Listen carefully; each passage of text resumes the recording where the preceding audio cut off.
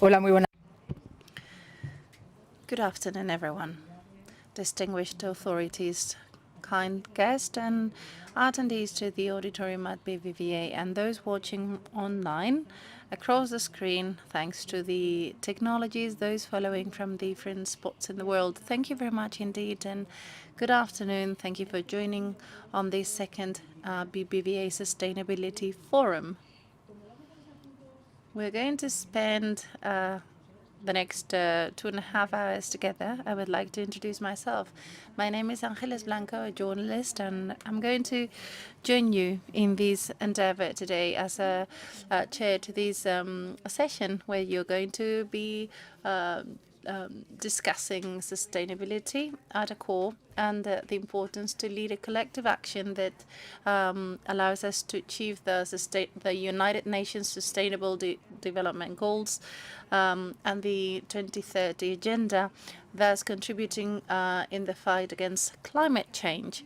Decarbonization, which is badly needed in order to fight climate change, is a cumbersome challenge, a toilsome one, but at the same time we're going to see in these sessions that it also presents a unique opportunity. We are going to discuss all of these topics in the afternoon, but before we start, I would like to give you a few brushstrokes and valuable information. First of all, we have equipped a Wi-Fi connection. You only need to include the passcodes that appear on the screen.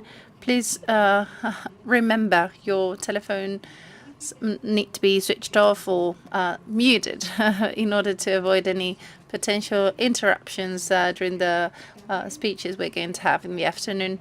You also have simultaneous interpretation available through headsets that are outside. If you didn't get the chance to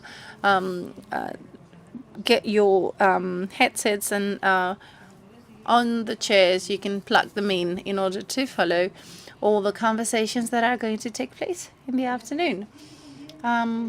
The accreditation also has an embedded QR code. If you scan it, you can access the full agenda for this event. And last but not least, once we finalize the sessions, a cocktail will be served outside. Now, without further ado, in order to start this forum, I would like to ask Carlos Torres Vila, the chairman of BBVA, to come on stage. Carlos, thank you very much indeed.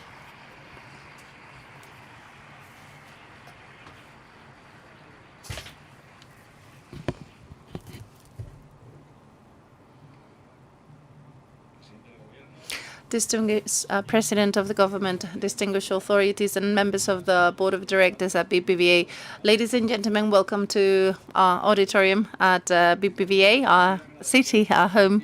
And I would like to begin by thanking your presence at the BBVA Sustainability Forum that we stopped during the pandemic. In this period, sustainability has gained in importance, not only in the government's agenda, but also at the corporate level and the private institutions. And it has become a top priority worldwide. We have three multiple worldwide challenges that require answers: the fight against climate change, the preservation and regeneration of natural capital, and inequalities. With regard to climate change, we are fully aware of the need to progress in this path to decarbonization in order to become fully independent from an energy standpoint, thus limiting the energy planet and its consequences. The objective is that in 30 years, we will work with net zero emissions, which is a cumbersome challenge, as Ángeles said so eloquently during her introduction. It is a challenge which requires and imposes changes in our behaviors and an awful lot of investments in the field of innovation, refinancing in order to deploy net zero emissions technologies in every single sector or industry. Such investment worth of 8% of the worldwide GDP at the moment until 2050. In order to inject all of these capital, regulation and public policies need to really provide the certainty, legal certainty that investors require, as well as providing the necessary incentives like a voluntary emissions market, and including the elimination of the current subsidies to technologies that issue emissions, and incentives to mobilize the private equity that can flow to net zero emission solutions. And here the financial services industry plays a fundamental role at BBVA. Our priority is to accompany our client and customers and the society in order to transition to a transformation. These requires financing, but also advisory.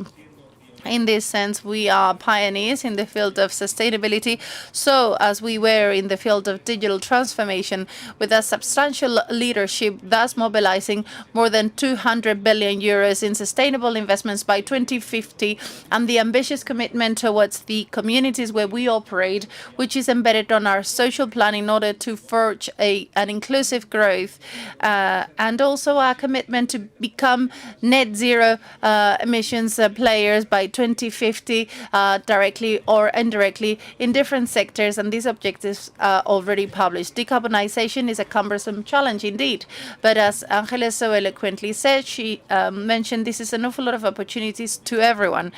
First and foremost to governments, second to corporates, and then to the society as a whole.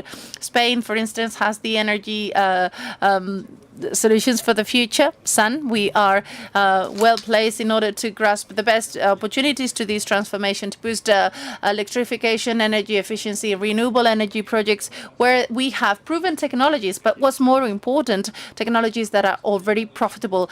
Spain has taken major steps in the field of sustainability in the last few years. The climate change law, the integrated plan of energy and climate, which is currently being updated, and a very strong bet on sustainable finance with through the next gen funds from the EU. Next year, in the second half, during the Spanish presidency of the European Union, we will take a fundamental step forward in this challenge. Now, talking about challenges and opportunities that we face in Spain, Europe, and the world as a whole, we are honored today to have the President of the Spanish government. Distinguished President, thank you very much for your presence. The floor is yours. Thank you very much indeed.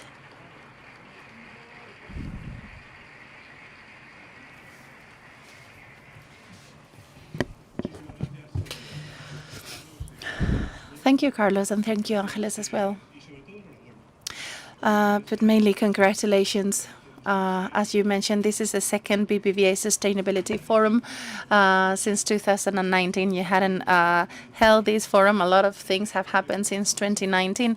And when I was listening to you, I would remember some of the conversations that I had back in 2019 with some industrial players where sustainability, energy transition, the electrification of our economy was, a dubious topic. There wasn't such a firm commitment as we do have today, publicly and privately, in 2022. So I would like to take the opportunity to thank you for allowing me to share my thoughts with you. But I would like to take the opportunity to thank and congratulate BBVA and its board of directors for placing the 2030 agenda and sustainability among your top priorities as a bank.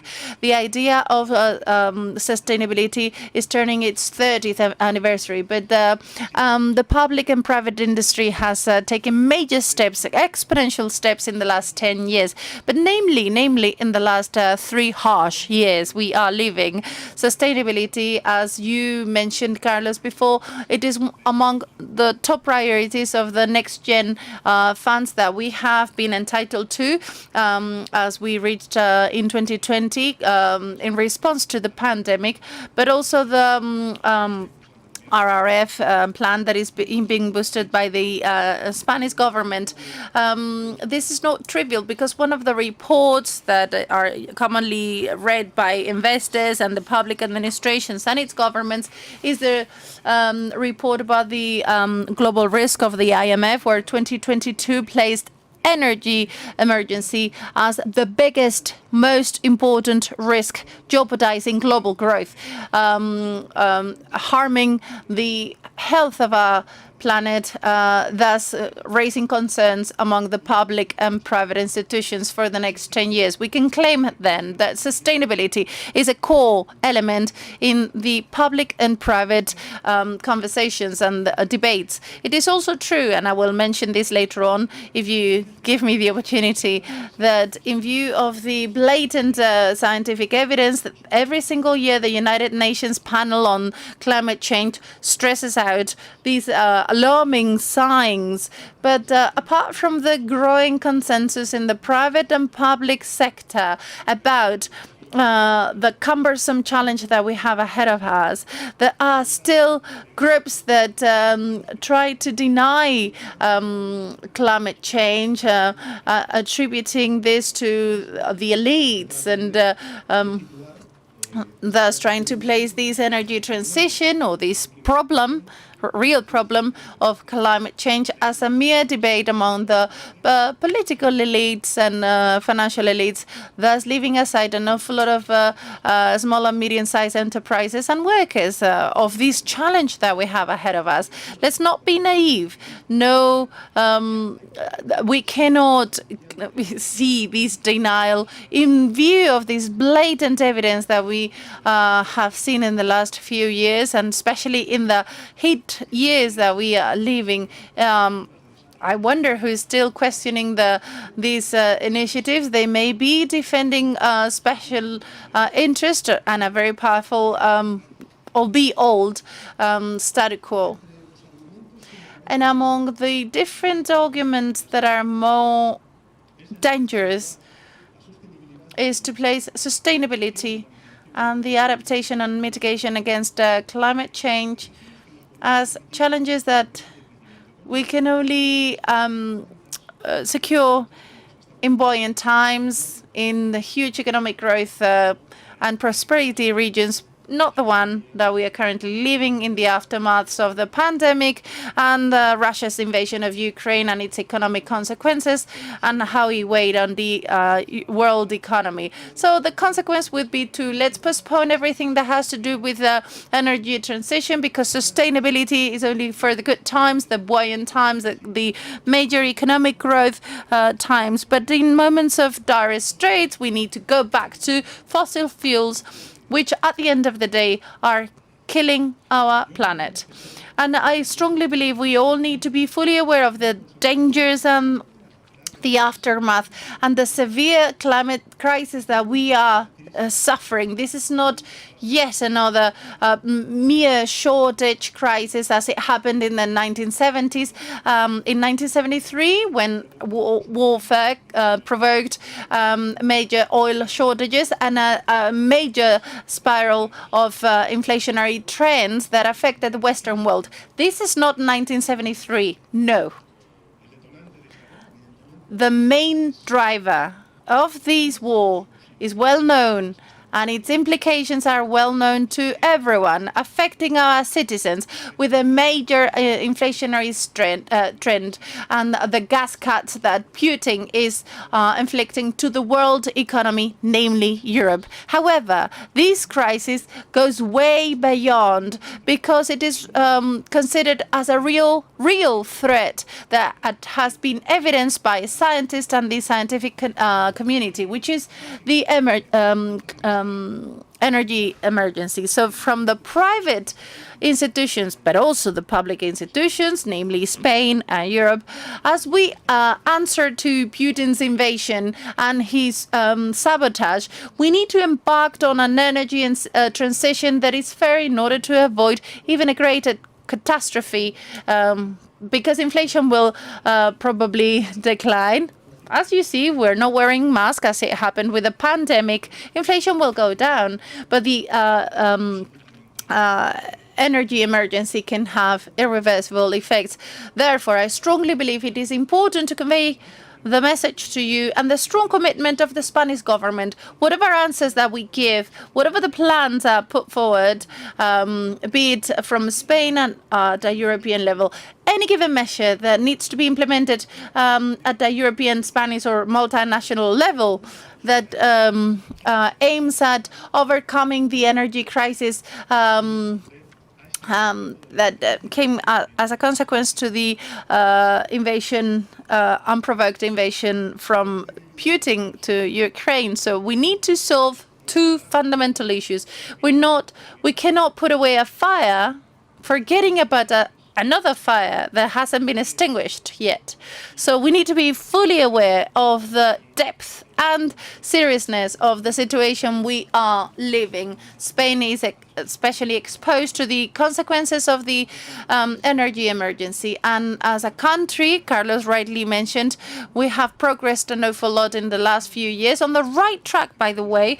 But we are not alien to the consequences of this energy sabotage that Putin has inflicted upon Europe. We had to mobilize until the 31st of December 2022 more than 30 billion euros in public resources, because this has affected more than 2 points of our Spanish GDP in order to protect industries, businesses, corporates, and households from these aftermaths and effects of Russia's invasion of Ukraine. Yet, we need to protect and to make an effort in this path towards the transformation agenda that can comply with an objective which is twofold. Therefore, we need to progress in this sustainability agenda that we need to embark on as public and private institutions. If we really believe on sustainability, this means that we also need to defend the Spanish interest. Oftentimes, we ask ourselves, how can we defend our own country? How can we defend Europe? Well, defending Spain is about defending our own land, which is becoming a desert as a consequence of the energy emergency. Scientific evidence proves that we are increasing the number of square meters in danger of desertification, defending our rivers, which are suffering major droughts that are longer, more intense as a consequence of the climate emergency. So defending our country means defending our forests, which are, suffering major wildfires that are occurring, as you could see during the summer. This is all about biodiversity, but also this means that the major forced displacement of an awful lot of citizens from our lands. Defending Spain means defending the quality of our air. Spain has major cities such as Madrid, where we are fully aware that the air that we breathe in as a consequence of pollution is more polluting, and it is killing thousands and thousands of citizens in our country every single year.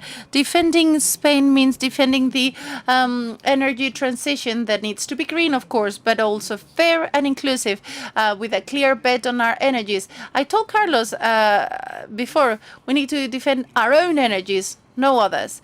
And our energies are wind power, solar energy, and this means gaining energy independence in order to be fully aware of and saved from the sabotage of autocrats like Putin, and also opening the doors to cheaper and cheaper energy. They can attract foreign direct investment and therefore to reindustrialize our country and to transform Spain as a major energy exporter towards the rest of the world.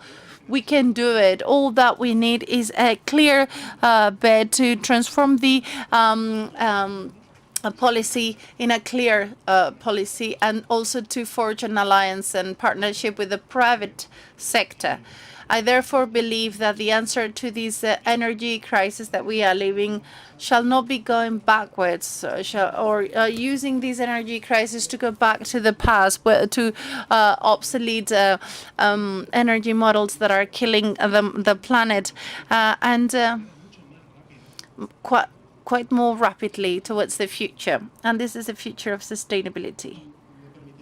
And allow me to discuss three top priorities with all of you. First of all, I strongly believe we need to reform the energy market that perhaps had its assumptions and explanation 30 years ago when it was decided by the regulators in Europe because renewable energies weren't so competitive from a financial point of view or affordable. This is something that we have heavily defended vis-a-vis the European Union institutions. And von der Leyen mentioned yesterday that some of the stances and the policies that we have had in the last 12 months, and I do believe citizens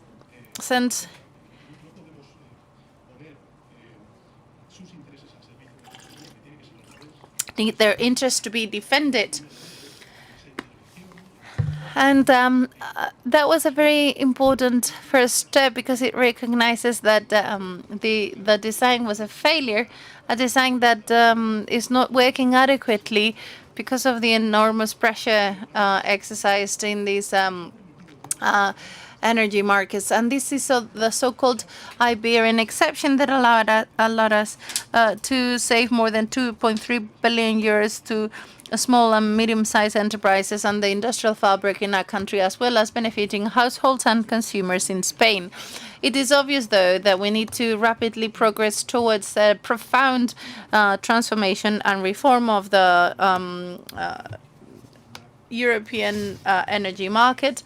And I'm sure this is common to other European Union countries, and this is something that we have heavily defended against us in view of the European Union. And I think it's important to continue deploying renewable energies. This is a challenge that we have ahead of us, which is registered within the long-term strategy for energy and climate, the long-term strategy for the a modern cutting-edge economy, which is net zero by 2030. And the third priority perhaps is not something as popular because the French government isn't interested, but we need to really defend interconnections and new green hydrogen storage. The von der Leyen really made a good proposal yesterday when she proposed the green hydrogen bank, mobilizing 3 billion euros. And Spain is at the forefront of the deployment of all these technologies. And therefore, A, interconnections, B, new storage, pumping, batteries, and cutting-edge technologies, which are only budding at the moment. And I'm sure you will touch upon them in the next speeches, which are going to contribute to the good economic growth, but also ensuring stability in energy supply. Ladies and gentlemen, since 2018, we are proposing a plan for a decade. And Carlos rightly mentioned, I think it is important to grant legal certainty to investors. And I do believe this is something that we have humbly done since 2018. There's leveraging on the adaptation to climate change and transforming this into a unique opportunity to reindustrialize Europe, to reindustrialize Spain as a consequence, and therefore to create employment in new industries which are adapting to the cumbersome challenge that we have ahead of us in this new economy. This is a very ambitious bet. We are excited to lead this from the public sector, from the Spanish government, and I do believe in this energy transition, transforming Spain in one of the worldwide engines, because we have made substantial progress. We have been on the right path in the last few years. And please remember, we do not start from scratch. And as I was telling you before, in 2019, when I was talking to other players, industrial players, that were more focused on a 20th century view instead of a 21st century. The change has taken place in the last 3 years. Yet in 2018, namely in June 2018, since I had the pleasure to come to mandate, I decided this was one of the top priorities as a transformation lever to a country. It may seem superficial, but in respect to the public and private sector, we did it through the creation of a ministry. Yes, the Ministry of Energy Transition, which is at the vice presidency of a government. Why? Why vice presidency? Because we want to give it a holistic, overarching view. Environmental transition, it needs to be overarching. By 2018, we presented the strategic framework for energy and climate, which is fundamental to achieve the decarbonization objective with the law on climate change and energy transition mentioned by the chairman of the BBVA, the integrated energy and climate plan, which was well approved by the European Commission and considered as one of the most credit-worthy plans presented by the European Union member states. And last but not least, which is very important, we tend to forget everything that represents the fair transition, incorporating the inclusion strategy, and therefore to present this as an opportunity, a cumbersome challenge that we have ahead of us. All of these plans are work in progress, in motion and commissioned, and we also approved a decarbonization strategy in the long run. If it comes to fruition, it will decline fossil fuel dependency in our country, saving more than 330 billion euros. One of the first decisions under our mandate is the declaration of the climate declaration approved in January 2020 before the pandemic. And most importantly, it completes the framework from which we can approach the transformation of our energy model towards a fully electric energy model. For the first time, Spain has a package of structural measures that allow us to work with mid to long-term running, not only in the public sector, but also from the private sector, knowing what are the objectives from a multilateral point of view, and also nationwide. Between 2018 and 2022,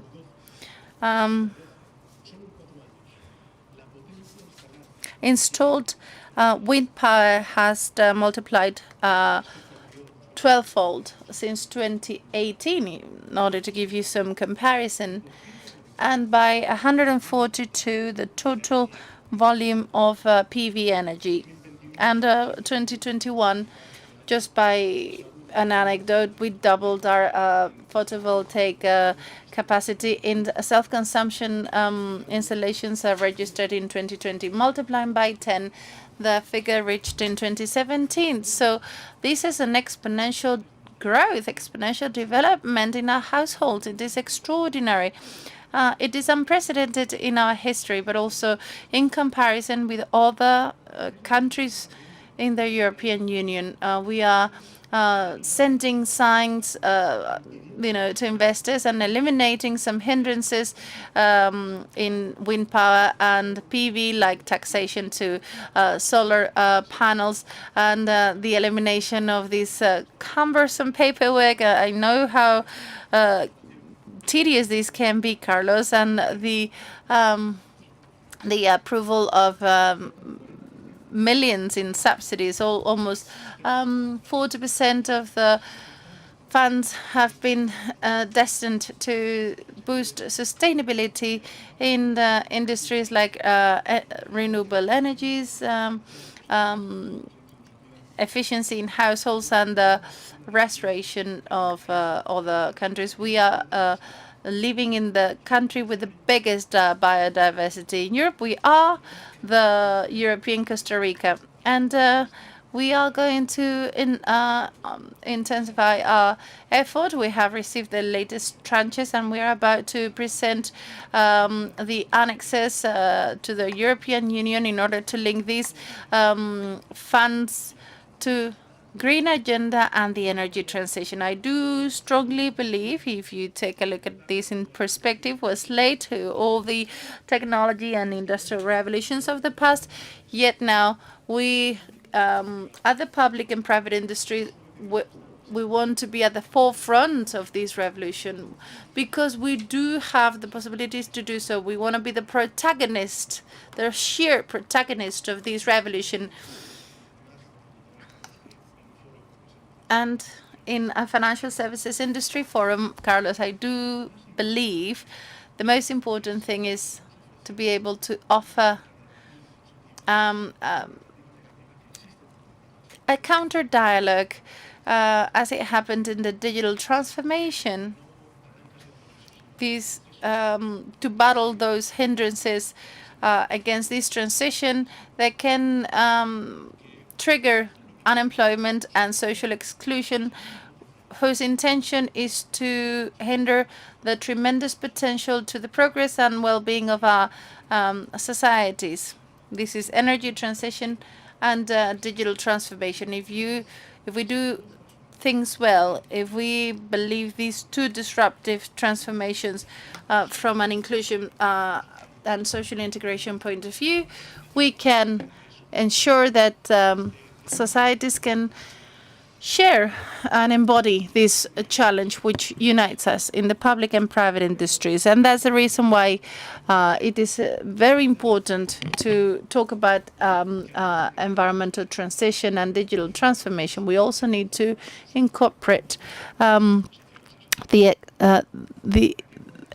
the concept of fairness, so there are no losers or as little as possible in this revolution. The environmental transition is mandatory towards an undiscriminatory challenge that tackles us all, but it is yet also a great opportunity.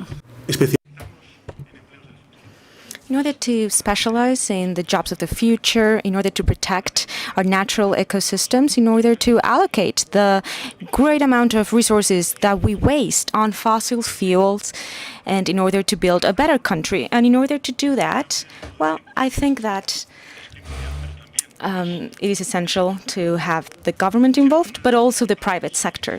And I think that one of the main lessons learned from the pandemic has to do with the virtues of that public and private collaboration that we have been able to foster and grow and deployed also after the pandemic as a consequence of it.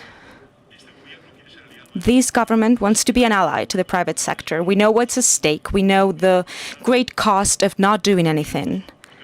And that is why we are going to provide the right incentives so the private sector can make progress towards sustainability. Let me give you an interesting piece of data that doesn't really reflect good on us, on Spain. Only 14% of the companies listed in the stock market have plans to reach that zero emission goal by 2050. 14% might be a lot, might be too little, but if we compare that to the countries around us, to the reference countries at a worldwide level, well, that percentage is above 50%, and in Spain it is 14%. So there's a lot of work to do, and in that regard, I think that the private sector plays an essential role. It is mandatory to move forward rapidly with specific milestones, with progress that can be verified. And a very relevant component of these incentives from our side, we are doing that through the recovery plan, and that allows us to prioritize, to accelerate strategic reforms in 3 specific goals that I'd like to share with you before closing my presentation. A short-term goal that is,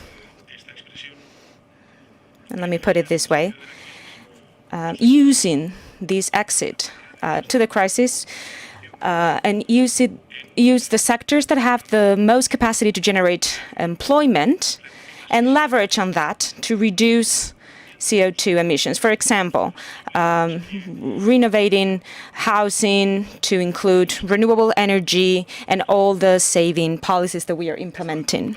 That is in the short term. In the medium term, it is very important that we find balance, that we strengthen the basis of the system, and that we invest in those areas that allow us to be more resilient in order to face a reality like climate change.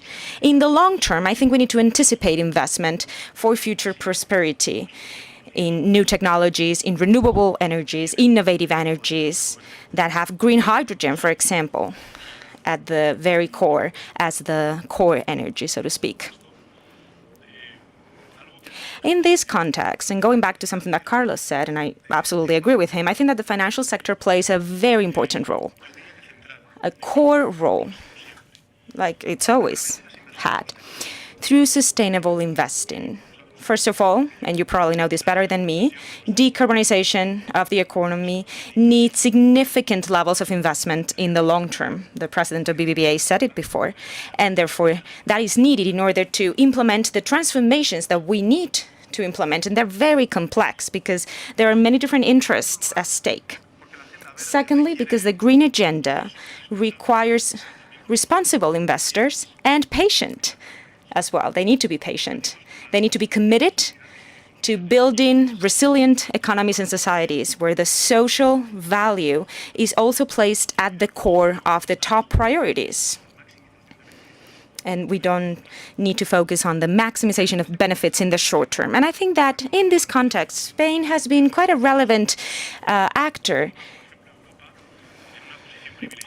Europe is in a privileged position in the regarding the worldwide situation, and the green taxonomy in Spain has made us take a few steps back in terms of investing in gas and investing in nuclear technology. But in any case, we have actively contributed to development in this area, in the area of sustainable finance. We have implemented the green bond, the sovereign green bond program, which is almost a structural element now in the public treasury financing plan in Spain. We have been able to issue 5 billion euros in September of last year in a 20-year period, for a 20-year period in mind. It was a huge hit for investors. Their interest was major, and I think that the signal that we sent from the government and the feedback that we received from investors was wonderful. There's no other way to describe it.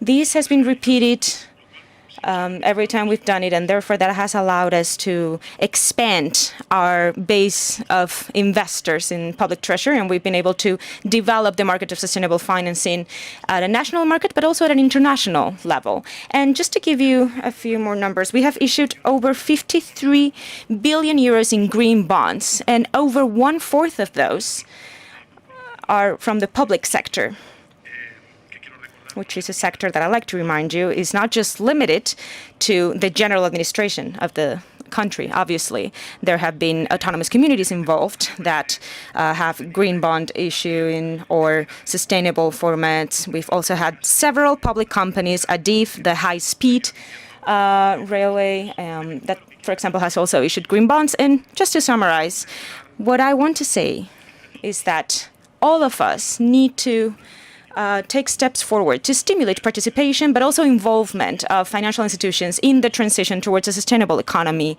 as a way to make them develop that essential role that they have to do. Let me finish with a quote. A quote by a great writer, Mark Twain, that said something like, "You always feel more regret for what you did not do than for what you did." Well, I think that we're working precisely so a few years from now, when we look back, we can all say, the public sector, the private sector, that we did not waste any time, and that our children are proud of everything that we did to give them a legacy and a good planet. I think that we need to fight the challenge. We need to decrease the number of dependencies. We have to be able to overcome fear of the uncertainty or what might happen, of the potential changes that this might involve. And we need to have the certainty that now there will be no losers. There will be as little losers as possible. So we have a very clear roadmap from the government, a very honest roadmap in this regard. And I deeply trust the capacity of economic agents in our country. And I know that they will accompany us in this large transformation challenge that we have ahead of us. We have a very clear goal. It is put simply, but we want to guarantee a prosperous, thriving future for Spain and the Spanish citizens. So thank you so much for having me here, and congratulations for celebrating this forum.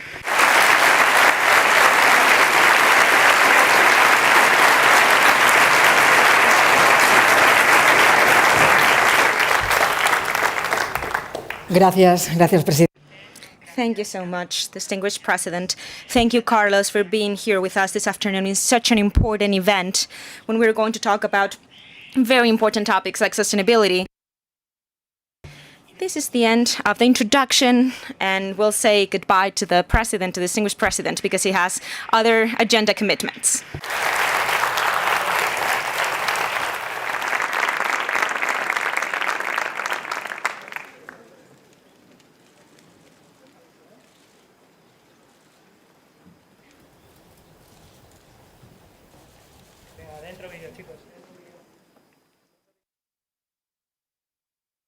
Cuando oyes sostenibilidad piensas, demasiado grande. Cuando sientes que debes hacer algo, piensas, demasiado complicado. Espera, piensa en decisiones, más cerca. Las que son grandes o pequeñas para ti. Las tuyas y las de otros, las de todos los días. Ahora, aléjate un poco. Piensa en decisiones que suman a muchos más. Son millones de decisiones que poco a poco lo cambian todo para hacerlo mejor. Ahora piensa en quiénes te pueden ayudar a decidir mejor. Y allí estamos. Para que lo que te ahorras tú se lo ahorre el planeta. Para seguir avanzando sin dejar a nadie atrás. Y cuando oigas sostenibilidad pienses oportunidades. En BBVA estamos poniendo a tu alcance nuevas soluciones para construir un futuro más verde e inclusivo. BBVA, creando oportunidades.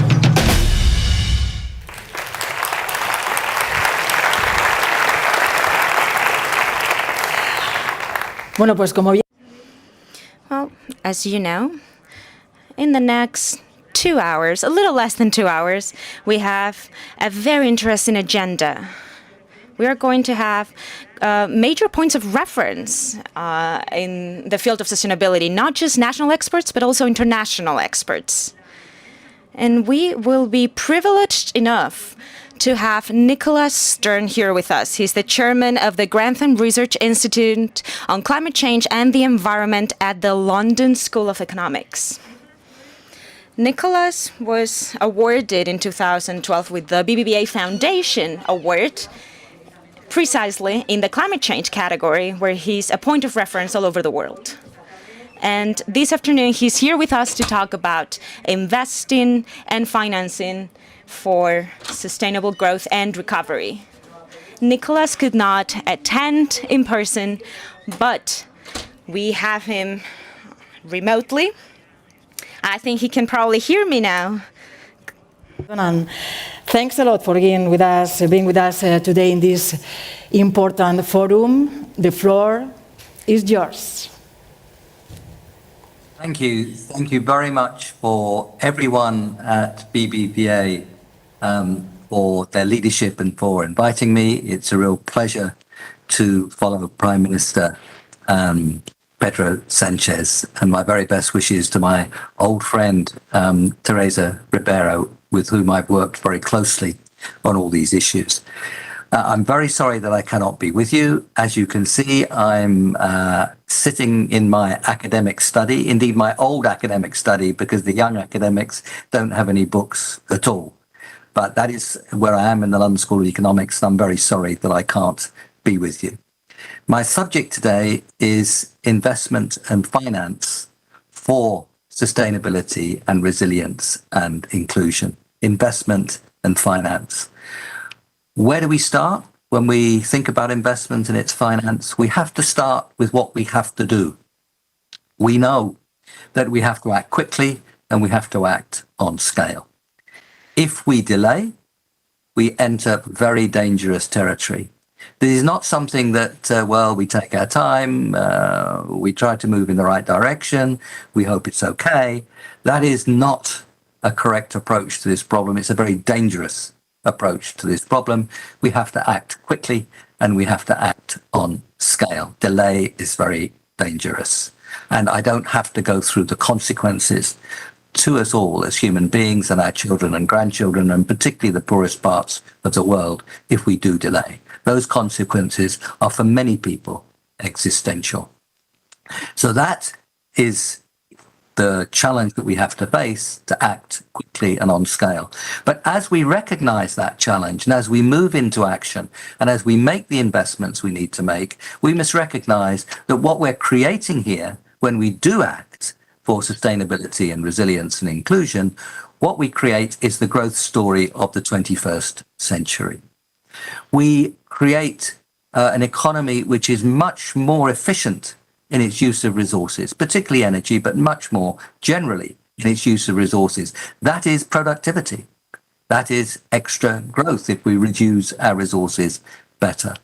We stop the air pollution and the water pollution that is so deadly. Just from air pollution, we kill 8, 9, 10 million people a year in the world, remembering that the total number who die in the world each year is 50 plus million. It's a very big fraction of the deaths of the world. And of course, we damage the health and the productivity of so many others through air pollution. We create cities where you can move and breathe and be productive. We create ecosystems which are robust and fruitful. And we invest in the technologies that are changing very quickly. We invest in the technologies of the 21st century, which are constantly coming down in cost, constantly being created. That is the economy that we can build. And it's a better, more productive, healthier, more resilient and inclusive economy than the rather dangerous and dirty economy that we have created in the past. So as we recognize the great dangers, we must recognize these great opportunities. I'm going to speak mostly about the developing world and emerging markets, because that's where, if we do not support action, then the growth of emissions could be the biggest. So it's in the interest of us all to create that kind of support, but we have to think of how we support the actions which the emerging markets and developing economies will choose. The issues I'll highlight, however, apply in large measure to all countries, rich, richer, and poorer. I'm not going to say very much about the difficult situation we face now in Europe and beyond as a result of the war in the Ukraine. Let me just make 2 points very quickly. The instability and the difficulty have come from dependence on fossil fuels. We have to change that, and we have to move away quickly and strongly. Secondly, as we move away from fossil fuels, but as we manage the very difficult next 2 years that we have to face, we must avoid, as we do that, locking in dirty investments for the future, locking in vested interests. We do not have to do that in order to manage the next couple of years. So it's a big subject, but let me just make those 2 points and turn now to the challenge of the investment that we need in order to make the change I've described. We have to see that in 3 parts. First, we have to recognize the kinds of investments we have to make. We have to look at the sectors, we have to look at the geography, and we have to look at the scale. Secondly, we have to create the conditions, the right kinds of institutional and incentive structures that can allow that investment to come through. All too often in the past, we put all kinds of obstacles in the way of new investment, and we have to make sure that we don't do that. And we have incentive structures which encourage the right kind of investment. And finally, we have to have the right kind of finance in the right place at the right time with a cost of capital, which will allow people to borrow. And that means managing risk. So those are the three parts of what we have to do. Vera Songway and myself have been asked by the presidents of COP26 and COP27 to write a report on the kinds of climate finance we need, but we're going to write that in relation to the kinds of investments that we need and getting the finance for the right kind of action. It's finance for a purpose. Let me describe quickly then the kinds of purposes that we're focusing on here, remembering that we're talking about a transition right across the economy. But let me highlight 4 parts to that investment story, which I want to quantify and focus on. The first is the energy transition. It's a very big part of what we have to do, as we all know. The second is dealing with adaptation, resilience, and vulnerability. That will involve investment. Thirdly, we know that we have to examine and look after and invest in our natural capital, including around agriculture, and we have to, and forests, and we have to organize, fourthly, a just transition, one that takes into account and manages the kind of dislocation that comes with very rapid change. And I want to pay my respects and salute the way in which Spain has gone about organizing a just transition, investing in people and places who would otherwise be dislocated, talking to the representatives of labor in order to design what needs to be done. Spain has been a model there, and it's been a model for the rest of the world. So if we go through the kinds of investments that we need, as I've described in those 4 areas, we come to the conclusion that for emerging markets and developing economies outside China, we need to invest as a world in those economies around $2 trillion extra a year as a flow by 2030. I'm excluding China because that they are sui generis. They will be able to finance their own investments. They are, of course, a very important part of this story. And we would look to their support also in emerging markets and developing economies in order to help translate the kinds of investments and their finance into action. If half of that $2 trillion extra investment as a flow by 2030 came internally from government finance and from domestic capital markets, that would leave around $1 trillion to be financed externally. Incidentally, that's the number that Prime Minister Modi indicated, and rightly so, in his speech in Glasgow in COP26, Prime Minister Modi of India.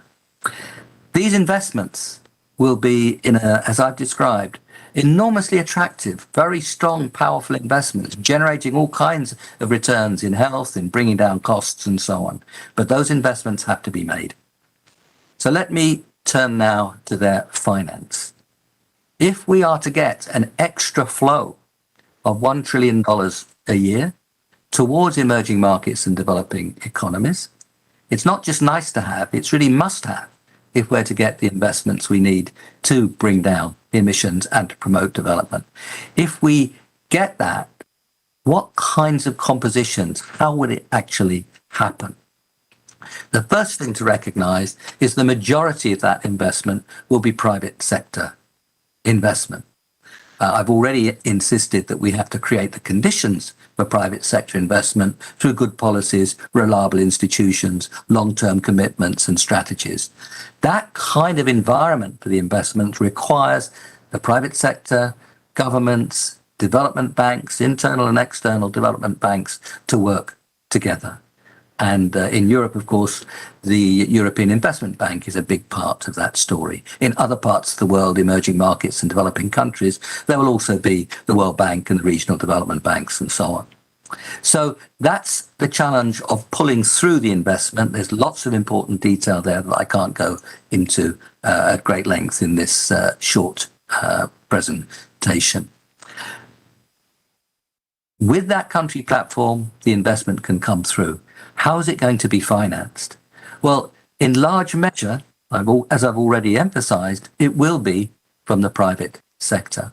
But the private sector has to take risk very carefully into account.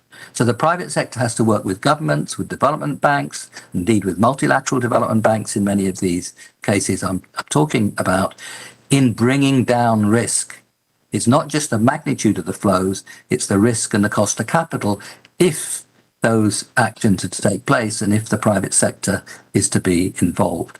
There are four kinds of risks that we have to tackle. Again, I can't go into any detail, but they involve different kinds of actions and different kinds of entities. The first is exchange rate risk. And in many countries, that's enormously important for external private sector investment. There, the IMF and the MDBs will be very important, and indeed direct assistance from rich countries. Then there's sector and policy risk. Investment won't take place if governments keep changing policies every few months or every year or so. And that's something where the government must be involved, and of course, the development banks can help with that. There's credit risk.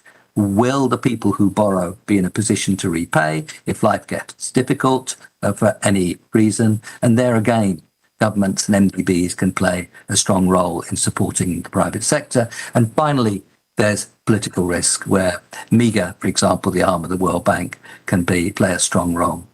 But we have to enable the quantity of capital and we have to manage risk to bring down the cost of capital. For what I've described to happen, we need to at least triple the lending from the multilateral development banks. Fortunately, that's very cheap to do. Very modest amounts of capital increase. $1 of capital increase could generate $20, $30, $40, $50 of extra lending, given the way the capital structure has been put together. It's the cheapest way of encouraging lending. And that's something where the European Union, I know, understands that very well, but they must push very hard in the international institutions to get that lending up, because that's the only way we're going to be able to bring down the risk and work with the private sector and get this finance flowing for the investment that we need. And the private sector, of course, must be centrally part of the design of all this. So it can be done. It can be done reasonably cheaply from the point of view of the scale of the investment that's involved. So we must recognize the investment we need, create the conditions for the investment, and make sure we finance that investment. I believe that the European Union can and must be in the vanguard. It has been making the right kind of policies. It's been reacting in the right way to the challenge of the war in Ukraine. The European Investment Bank is a model of what I'm describing. But we need that bigger scale right across the board. We need the support for the developing world to bring down the risk and to promote this new growth story, which is so much more attractive. Thank you so much again for letting me be with you. Thank you for the leadership of BBVA. Thank you for the leadership of Spain, and through Spain and its the other members of the European Union.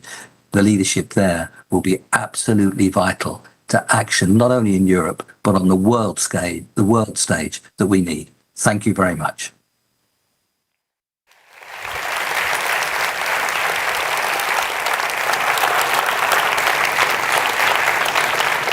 Many thanks. Muchísimas gracias, Nicolás. Siempre es un... Thank you very much, Nicholas. It's always a pleasure to listen to the experts, inspiring experts, and experts that do help us find the path we need to look for. And thank you very much for joining us in this session. As I was telling you at the very beginning of this session, sustainability is not a matter of accountability and responsibility, but it can contribute profitability to the industrial fabric of a country, of Spain. And BBVA is a clear example. Many of you who are present in this room have often heard, and those connected online also have often heard, the bank's motto, creating a greener and more inclusive world. And how can BBVA reach this goal? To put it in the hands of all clients and the challenges that we have ahead of us. We're going to discuss this in the next few minutes with Javier Rodríguez Soler, Global Head of Sustainability at BBVA. that I kindly invite to come on stage. Hello, Javier. Good afternoon. Thank you.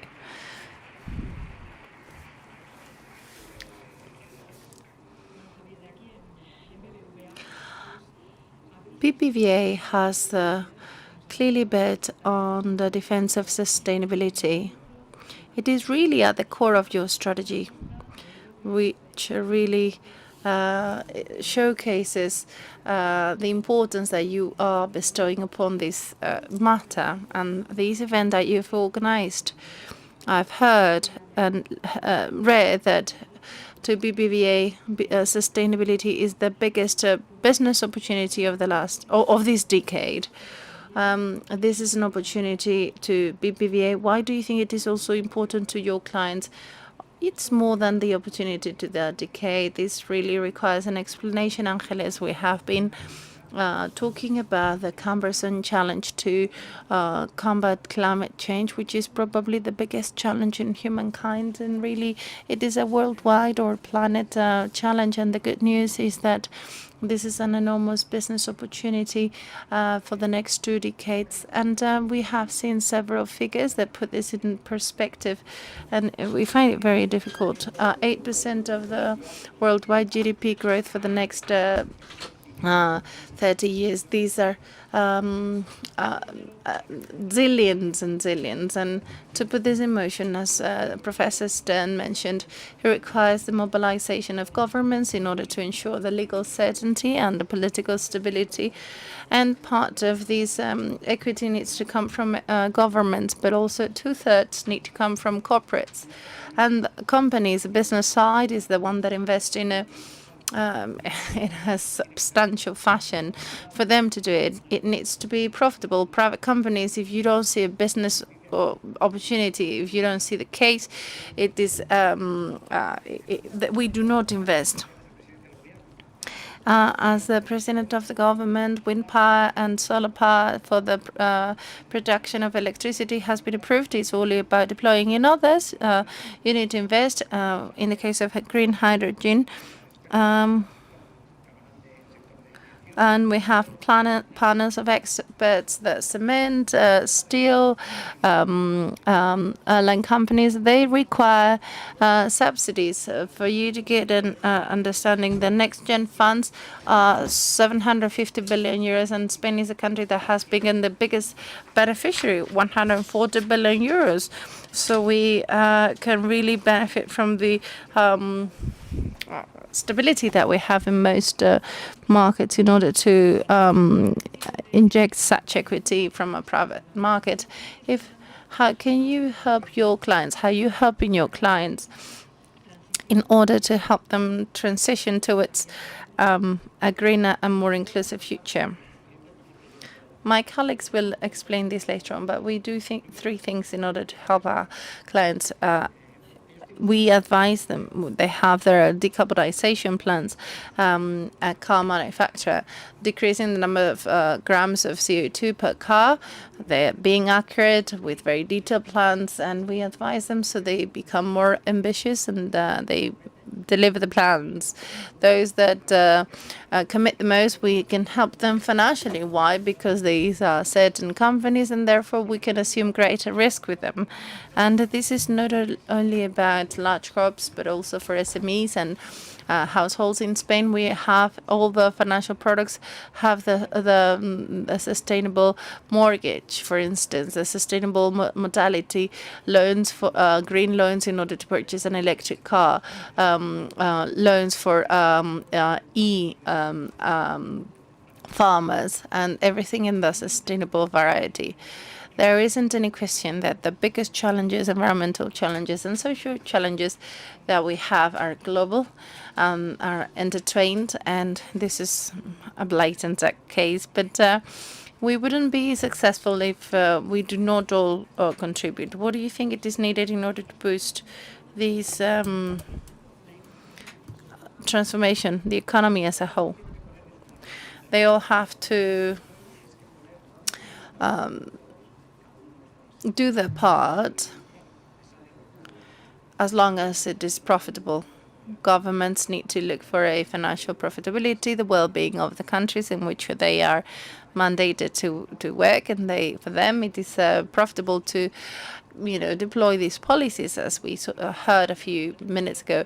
Governments, well, we have seen the biggest orchestration to fight against climate change, as we have seen this great coordination we are living in the world, but we still have a long way to go. Governments and institutions. Secondly, corporates are investing an awful lot of money. We will see later on, we will see companies in numerous industries. BBVA has a strong commitment, as Carlos said, of 200 billion euros until 2025. By June, we announced already 112 billion. We're midway through, so we well, thank goodness, all the entire financial services industry is on this bandwagon. But last but not least, citizens. We are savers. We are voters. That is a citizen. So all of the citizens with their footprint, being aware of their footprint, and we help them, by the way, to calculate it on their app. Over 1 million customers at BBVA follow their carbon footprint, and we tell them how to reduce them. Consumption in their households and the consumption in general they deploy, and this awareness of consumers, which is also profitable. If you install solar panels, you insulate your home, and you buy an electric car, this is very profitable. It is so interesting, everything you're telling, Javier. It has been a pleasure to listen to you. We're running out of time, and we have an awful lot of topics on the agenda. Thank you very much indeed.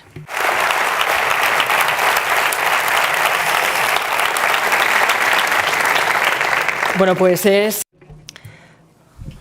It is such an inspiring talk, and to see that BBVA at the forefront of sustainability, not only internally but also throughout its own clients.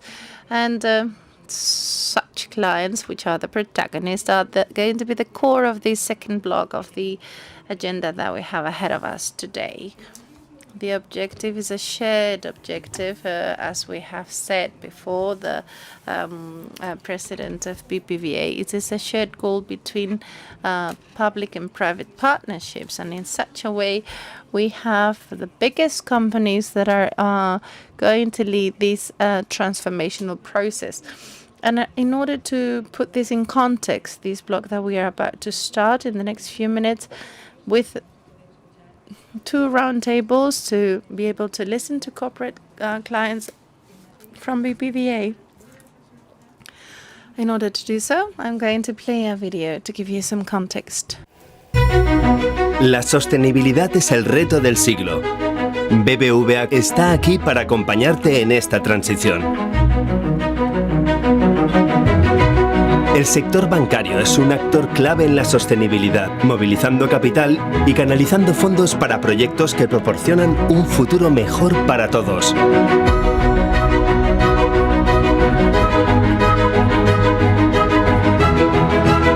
La sostenibilidad es el eje central de nuestra estrategia. En 2007 pusimos en marcha nuestros primeros productos sostenibles y seguimos siendo considerados líderes innovadores en el sector. En función de cada uno de los criterios de ESG, medioambientales, sociales y de buen gobierno, nuestros clientes pueden desarrollar e implementar sus planes de sostenibilidad en línea con su estrategia comercial.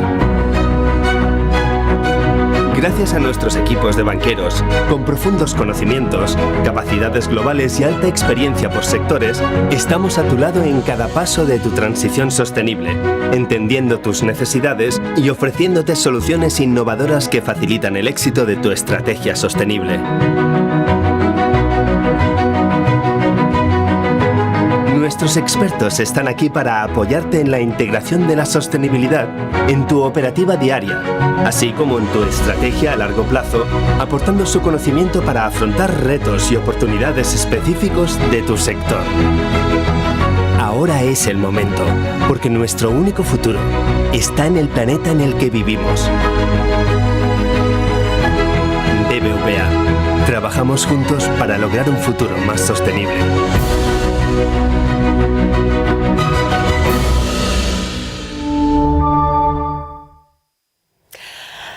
Y ahora sí, vamos a dar paso ya. Voy a dar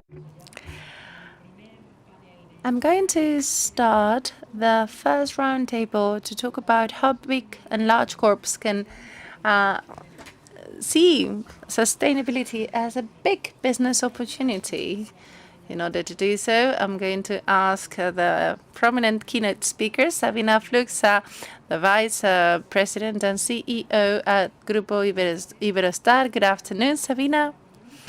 Carolina Martinelli, the People Manager, Corporate Affairs and Sustainability Manager of the International Airlines Group. Carolina, hello, good afternoon. We also have the chance to listen to José Manuel Aria, the Chairman of ArcelorMittal Spain. Thank you. And this is going to be chaired by the head of CIB at BBVA, Luisa Gómez Bravo. Very good to listen to you. Thank you. Good afternoon. Thank you very much indeed, Angeles. It is a pleasure to be able to be with you this afternoon, with you and our guests, to talk about the challenges and the opportunities of sustainability and how to transform this into a business opportunity. For quite some time, we have been listening that we live in an unprecedented moment from an environmental and social point of view, and reaching the UN's SDGs is going to require great innovation and sizable investments. Colossal is the adjective I need to use. And given the size of investments and the challenge we have ahead of us, large corporations really play a fundamental, paramount role. Their proven capacity to transform is obvious. They have a major impact on their activity. Likewise, they have a major influence in the different value chains, suppliers, clients, and consumers worldwide, and therefore the large corporations are unique climate and change agent for all the industries where they operate. For this reason, we decided to invite 3 prominent companies in different industries, by the way, to this panel. And they have different transition challenges ahead of them. I must recognize that at BBVA and the relationship that we have with the large corporates, a few years ago, we barely talk about sustainability. It wasn't hot off the press, and in many conversations, this was not a common topic. This yet has changed with all the different companies we work with. Sustainability is at the core of our speech and the reflections of each one of them. So this is a key differential situation. Now, with regard to the hotel industry, Iberostar, which is a key hotel group that has been heavily investing in the protection of its environment. Sabina will explain a few things now with regard to responsible tourism. They have been awarded the award to sustainable tourism from the World Tourism Organization. Likewise, we also have the representation of airline companies. It is a complex sector. So, Carolina, thank you for being here. IAG, which is a reference in the airline or aviation industry, really are the stronghold in the defense of sustainability in the airline companies industries. And finally, an interesting, complicated still industry, but ArcelorMittal is clearly positioning itself as a leader in sustainability, already setting up goals of decarbonization that you perhaps can share with us. Can we begin already with the first question? What is your view on sustainability as a business opportunity? Shall we begin with you, Sabina?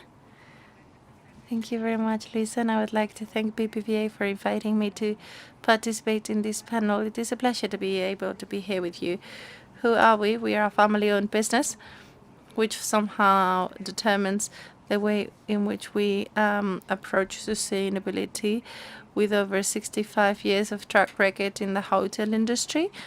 And our main activity, our core business, is the hotel view with 100 hotels in 16 countries. We are operating in 16 in different continents and 30,000 employees. So sustainability is a very used word, but we prefer to talk about responsibility. And as a long-term view, we want to boost and lead a responsible tourism model. When we talk about responsible, we talk about a committed model towards quality and added value.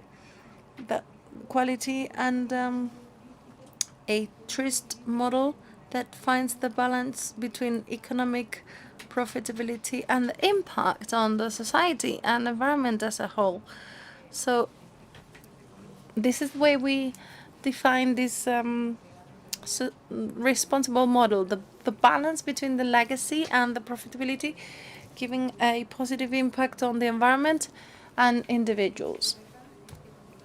And when we talk about opportunities, it is true. We have thousands of opportunities in the next few years.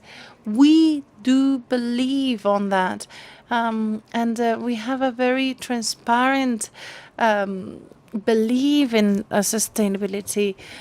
So we have incorporated scientific research in our analysis, and my sister and myself are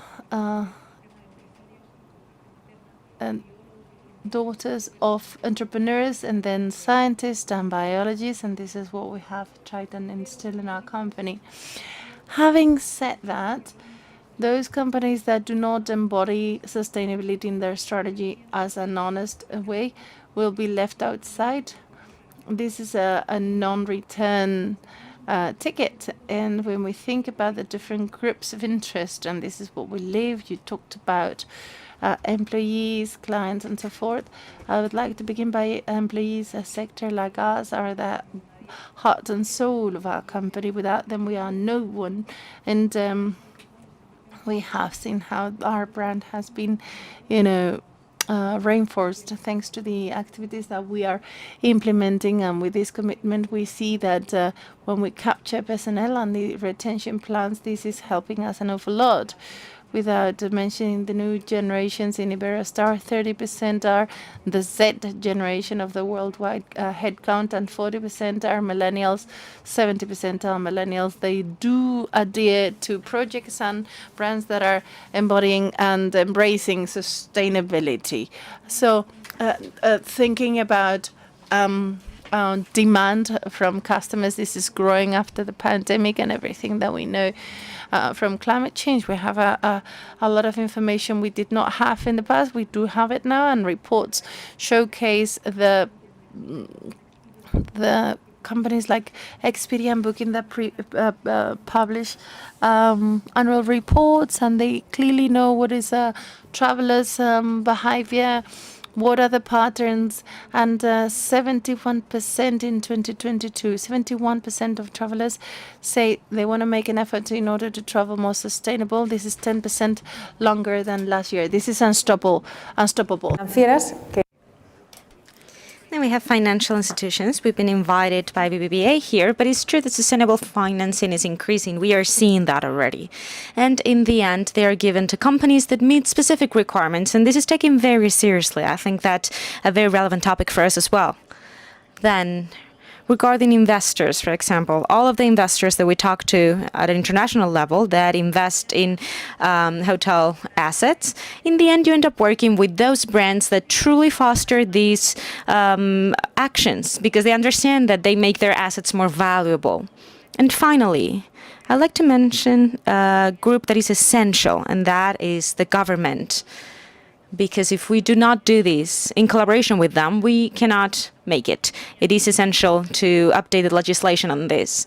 And we have been working on this for many years, but I think that working with the government has allowed us to have a more fluid dialogue. You have better communication with the government, and without a doubt, that is essential. I don't want to take more time, but essentially it's a collective effort. Yes. And clearly, I think you've had an exponential growth regarding those ecosystems that are starting to mobilize and that there's no turning back. And in that way, Carolina, how do you see this as an opportunity for IAG? Well, first of all, let me give you some context. Thank you so much for inviting us to be here today. And let me explain what IAG is, because I'm not sure if you know it per se. Iberia, Vueling, British Airways, Aer Lingus, our airlines, and we saw sustainability very early on as an opportunity to be the leaders in the ecological transition in the sector. IAG was the first global group of airlines that committed to having net zero emissions by 2050. We were the first European group that committed to having 10% of sustainable fuel. 10% might not seem like a lot, but production of that type of fuel is 0.1%. So we have great ambitions in this regard. And when I think of how I define our approach for sustainability, well, there are many things that we can emphasize, but I'd like to mention two main aspects. One of them, we really believe in it. We really believe that it's possible to have this transition in aviation towards a sustainable model. We don't think it's easy. It's very complicated. There's not a single solution. It's a combination of new technologies, more efficient airplanes, operational efficiencies, and the type of fuel that has an essential role, but we do think it's possible, and we have a roadmap for it. And the other thing that is also important is that we believe that what we do is important. We think that the purpose of our business is essential. Connecting people, businesses, and countries is important. And I bring this up because oftentimes aviation is sort of demonized. Many people say, well, fly less or don't fly at all. But we are truly convinced that we can play an essential role and that we add social value. So we create economic value. And if we focus on Spain, tourism is so relevant. 14% of the GDP and it comes from that 80% of the tourists that come here and that fly into the country. And we think that that's essential. But also, traveling makes us better. We talk a lot about diversity, about tolerance, and I think that traveling gives us this newfound respect towards other cultures and other ways of living. So we are truly convinced that what we do makes sense. And another thing that is important to take into account, I think, is the fact that sustainability is a comprehensive part of what we do. It needs to be. It is the how we do it. And I think that obviously there's a long road ahead of us, but sustainability needs to be embedded in our investment decisions. It needs to be embedded in how we reward our management team. It has to be integrated in our product development. So it is a comprehensive aspect of how we manage our business. Yes, without a doubt. I think that's the only way forward. And what about you, José Manuel? How are you approaching this? Well, Luisa, thank you so much, first of all, for giving us the opportunity to explain how ArcelorMittal manages this. For those of you that don't know this, we are the leading company in steel manufacturing all over the world, and it's part of that 14% of companies that the president said has plans to decarbonize the economy. Just a little detail. ArcelorMittal started incorporating in its strategic roadmap sustainability. Steel is a material that has a number of advantages in the circular economy. It can be recycled endlessly, and without a doubt, it will be in all infrastructures that society needs to build in order to be sustainable. Steel can be found in electric engines. It can be found in structures that generate energy, wind energy, for example. It is embedded in solar plaques, in sun energy. It has to do with the railways as well. Or maybe even like food cans. That's also there, still is there. And without a doubt, we see that it's going to be it is going to be an essential part of the solutions in the future to have a sustainable world. That being said, we need to think about how we can integrate the emissions that we generate and how that contributes to climate change. But we have included this in our strategic reflection, and we realized that this generates a number of opportunities, like we were saying before. In the end, just like any other company, we are subject to constant scrutiny. And we see that stakeholders not only check the results, but they check how we got to these results. They check the governance.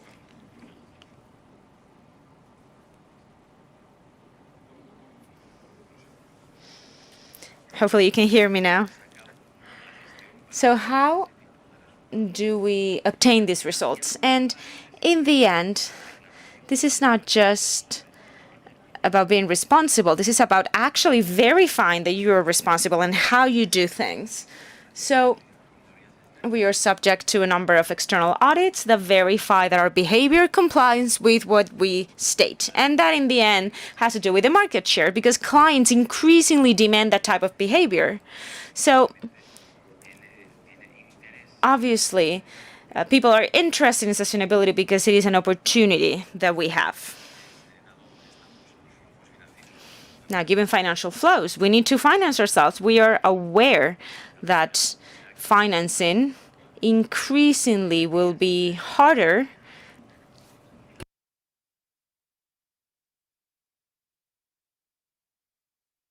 They're having mic problems.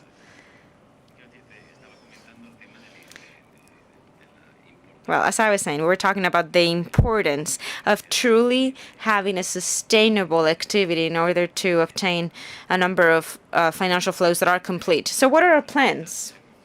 Well, ArcelorMittal has committed to being net zero by 2050, but we see that very far away. We have middle goals as well. Europe has gone a little beyond that and has committed to reducing emissions, greenhouse emissions, to 35% by 2030. But in Spain, we have committed to reducing them by 50%. So we're going a little bit beyond other colleagues. How do we do this? Well, we have agreed with the government on a roadmap for decarbonization. In order to do that, we have signed a memorandum of understanding in July 2021, where we committed to invest 1 billion in Spain in order to reduce emissions by 50%. In the end, this has an economic impact as well. And to give you an approximate number, for each ton of steel, we issue 2 tons of CO2. We are aware that we need to reduce this number. CO2 emissions has reached 93 euros per ton, almost 100. And if we multiply that, we see the extent of which it is important to reduce this.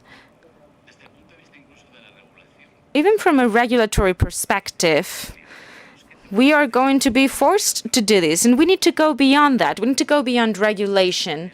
My colleague said this before. We are all embedded in this talent war. The higher the standard, the more sustainable governance is, the better talent we will attract. And there is a scarcity of talent to conduct this technological transformation that we have ahead of us. So these are all the factors, all the aspects that we need to take into account. We often hear about this, but I would like to emphasize this. Companies will have a future if they're sustainable. Otherwise, there will be no company. Okay, I think that these sectors are very different, but the patterns are very similar. We're talking business here. We're talking about what clients want. We're talking about cost of production. We're talking about talent retention. We're talking about the mere existence of the company. We are talking about businesses when we're talking about sustainability. We have these conversations every day. But I would like to take this opportunity to go a little beyond that and ask you more specific topics regarding your approach and your leadership in sustainability.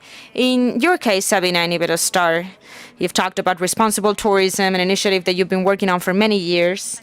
And I would like to hear a little bit more about when and how you started on this, what your goals are, and how you're making this possible. Well, as I was saying, this is part of us, really. We have been promoting this for many, many years, but we do have the knowledge of what's happening now. So in the end, this has turned into a movement. I want to make this tangible. We are promoting this wave of change movement. The goal is to promote the health of oceans, health of the ecosystems around us, and also an improvement in coastal communities where the hotels that we manage are located. This is a movement, really. There's no end to it. It's not a project. It's a movement. We're taking big steps forward. During the pandemic, that was a very difficult moment for our industry. We didn't really take any steps back in terms of our policies and our commitments. I think that was a great challenge for us. But that's thanks to the effort of all the employees that make up Iberostar. I'd like to also point out that this movement has inspired our own 2030 agenda, our own goals, and they revolve around three very specific levers. One of them have to do with the circular economy, and I'm talking about waste management, about the energy transition. The second lever is responsible consumption of fish and seafood because of that connection to oceans, as I was saying. And the third one has to do with improving coastal health and ecosystems. So I'd like to explain a little bit what we are doing in each of these levers. Regarding waste management, our commitment is to be waste-free in 2025.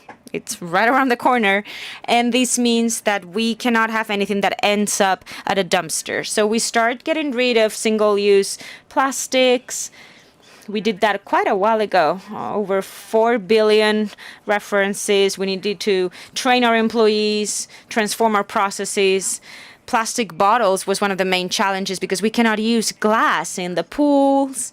So we have installed around 1,500 fountains of water, and that's been working quite well. So every step that we take never affects the customer experience because we are really focused on the satisfaction of our customers. So every step we take is always to improve their experience. So the water fountains are just an example. We're also thinking about food waste.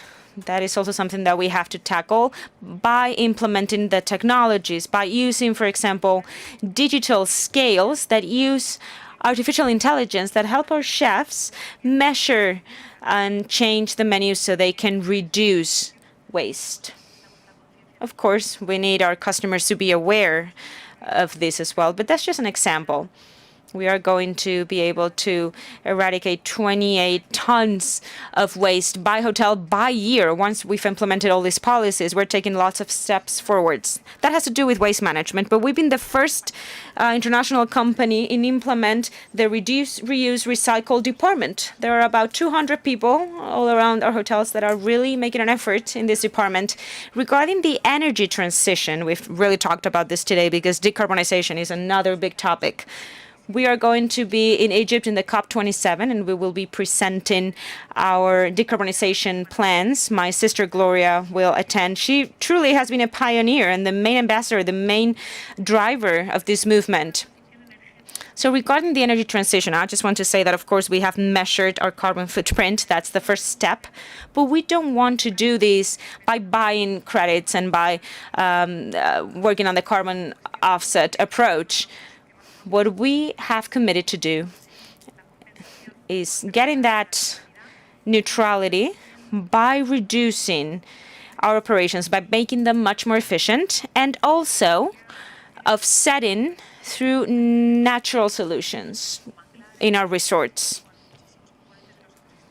with many of the components that are part of the ecosystems that surround us. For example, by 2030, we want to be neutral 20 years before the sector, and we want to reduce 85% and a 50% in the third goal. And that's going to be a topic of discussion when we're thinking about the airlines, because they're a key part of the chain in our sector, right? We'll have to think about how we're going to offset that. And we are also taking on these commitments. Now, electrification of hotels, that is going to be very significant in order to achieve these goals. There are 3 goals. One has been fully electrified, and then there are 2 other ahead of us that will be a great challenge. And we have been the first hotel in testing green hydrogen. We're doing this in the Balearic Islands. We have tested green hydrogen, the first hotel in Europe to do this. I really like this topic, as you can tell. And then the second lever has to do with responsible consumption of fish and seafood. We want 100% of our consumption, and I'm talking about hundreds of tons each year. We want that to be traceable. We want it to be responsible. We are at 70% now. So I think we will reach this goal even before 2025. And the third lever has to do with coastal health. We invest in the ecosystems that surround us.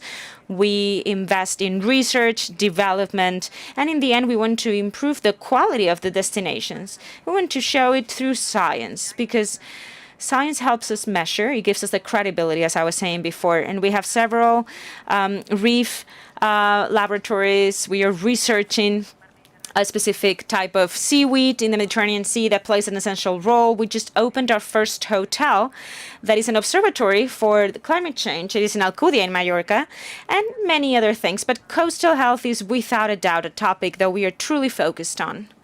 And to finish, I've talked about talent.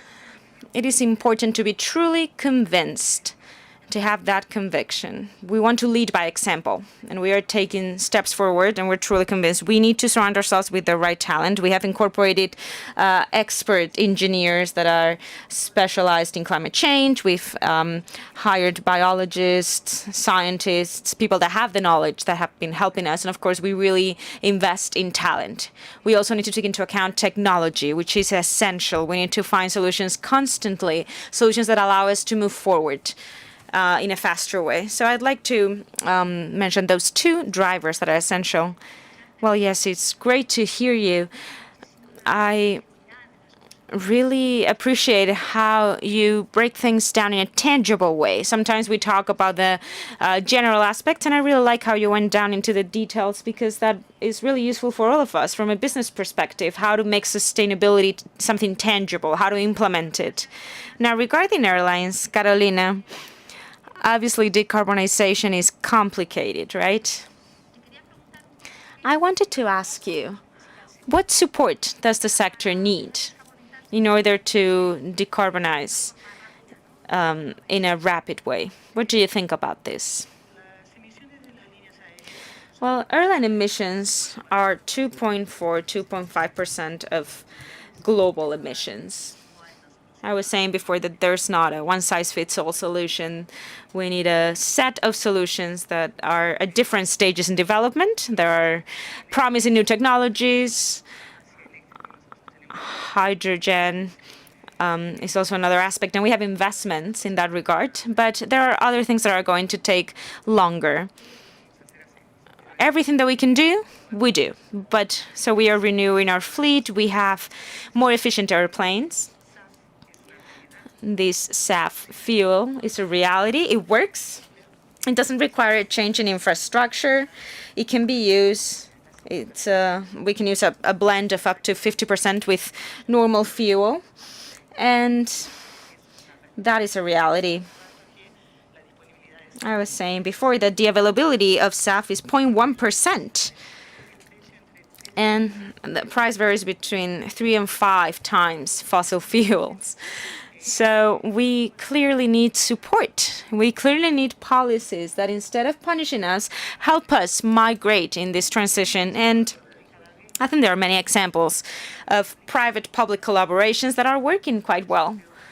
So I think that the United States is going to escalate SAF very quickly. The United States is really paving the way for the development of SAF at a state level, at a national level. That's working out great. We can see an example in the United Kingdom, for example, the Jet Fuel Council. That's an initiative with airlines, airplane manufacturers, airports, and the government. They're working hand in hand and coming up with policies that could potentially help. Because I think that it's a mistake to think that just legislation is going to generate the investment that we need, right? So we need legislation, but we also need to give a level of certainty and security to the investors. We think that Spain has a unique opportunity here. They're leaders in renewable energy, and they can also lead in terms of production of SAF. But we need those policies to be developed and deployed in order to help us escalate a solution that has been proven to work. It doesn't require any change in the infrastructure. Well, I think that gives us hope, the fact that solutions work, and it's just a matter of escalating them and making them competitive for the business model. When we're talking about steel, as you were saying before, Jose Manuel, this sector is quite complex to decarbonize. Like you said before, there's no technology for that, and there's a long road ahead of you. But I was wondering, could you give us any sort of guideline for companies in the steel sector regarding how they can set those decarbonization goals? What can they do to really foster sustainable development? The steel sector, Luisa, contributes up to 7% of the total emissions of CO2. It is a significant amount.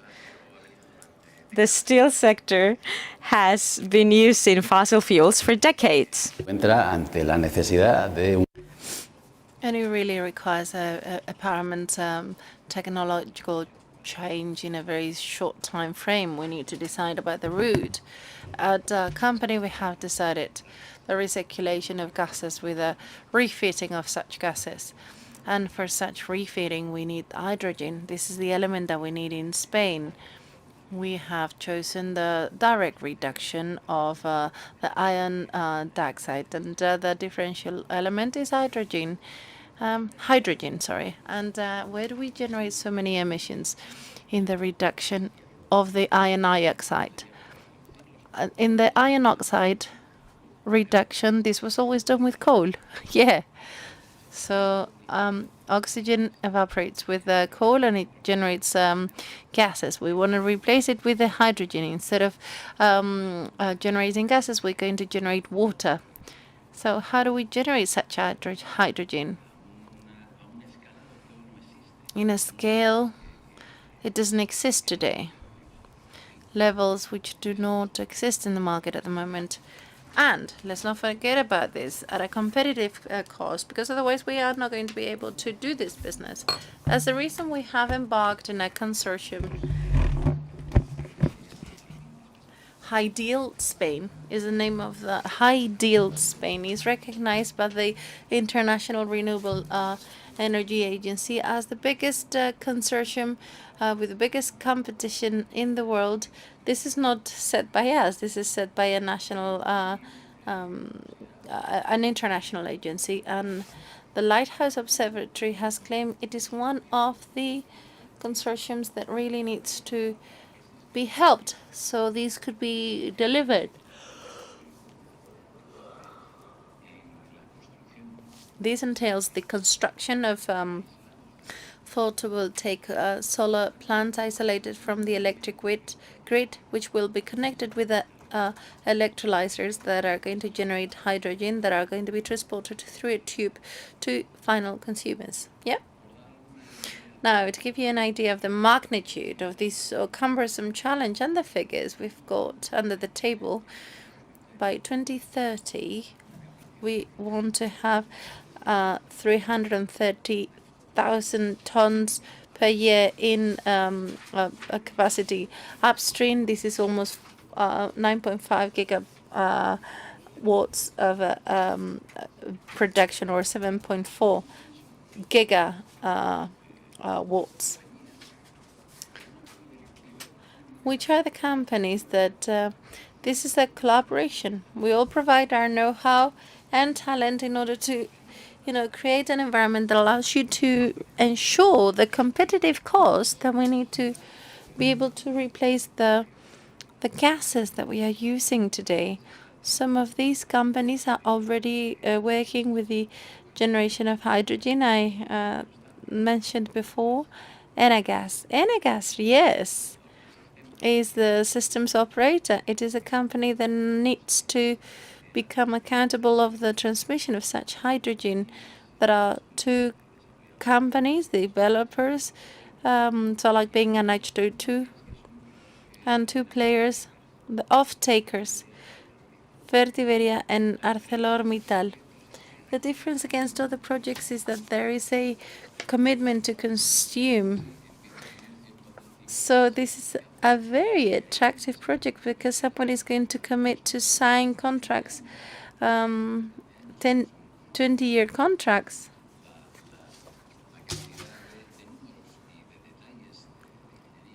And mind you, the engineering we have done for this, I have been working in the last 1.5 years in order to see what are the final figures. We're talking about a 10 billion euro investment, to give you some order of magnitude, and our objective is to start generating the first tons of hydrogen by the end of 2025, 2026, and then onwards to scale to the 330,000 tons per year. In the next few years, all the off-takers, not only us, the main off-takers have the fundamental goal to lead our industries, decarbonizing the steel industry and decarbonizing the fertilizers industry as well. They are one of the leaders that can do this, but we're also aware of our demand and the great reception this has received among all other companies, and they could also benefit from hydrogen at this scale and at this volume, hydrogen which is competitive or would be competitive, thus contributing to decarbonization. At a glance, I hope I gave you some brushstrokes on this cumbersome challenge. When will this materialize? On Q1 next year, where we are going to deliver all the studies, will be completed, and we will take the final steps. We will just push it.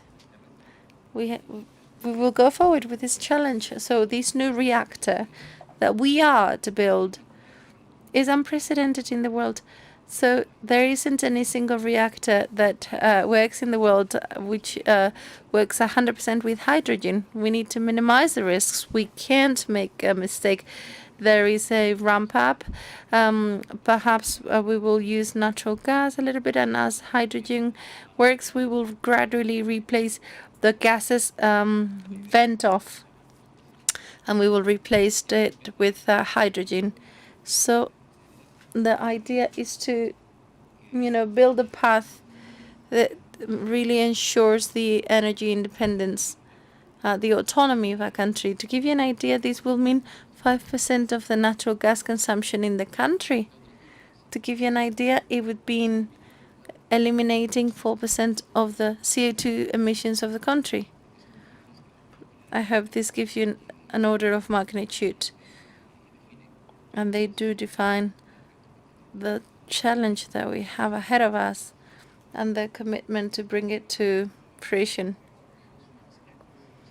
Really is the best practice that you're leading when we are in conversations with clients like you. The way to go is the generation of consortiums with a joint interest where everyone contributes with a different view, especially when you have such a relevant technological challenge. But I like to see that you have, very close calendars, things that we are to soon test. I would love to continue talking about these fascinating topics, but we're running out of time. The headlines, if I may please, would be, in my view, how relevant it is for large corps and these businesses to really have sustainability as their biggest conviction, honestly, not as a, greenwashing exercise.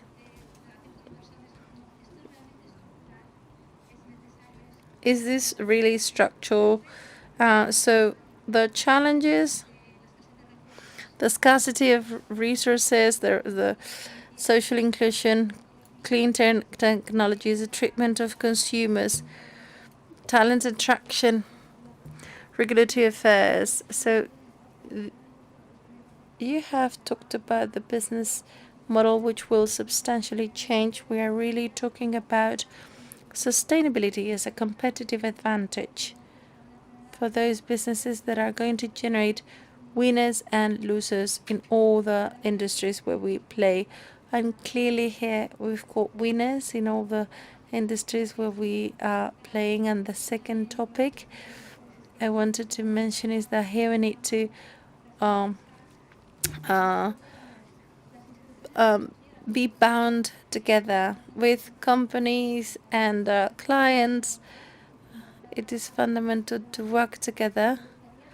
And I would also like to finish by thanking Sabina, Carolina, and Jose Manuel for your kind participation.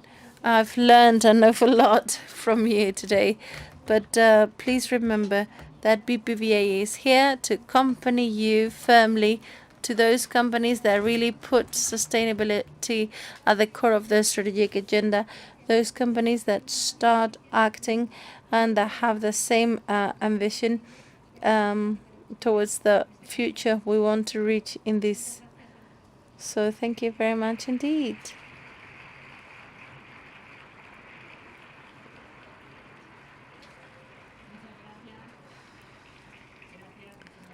Thank you very much.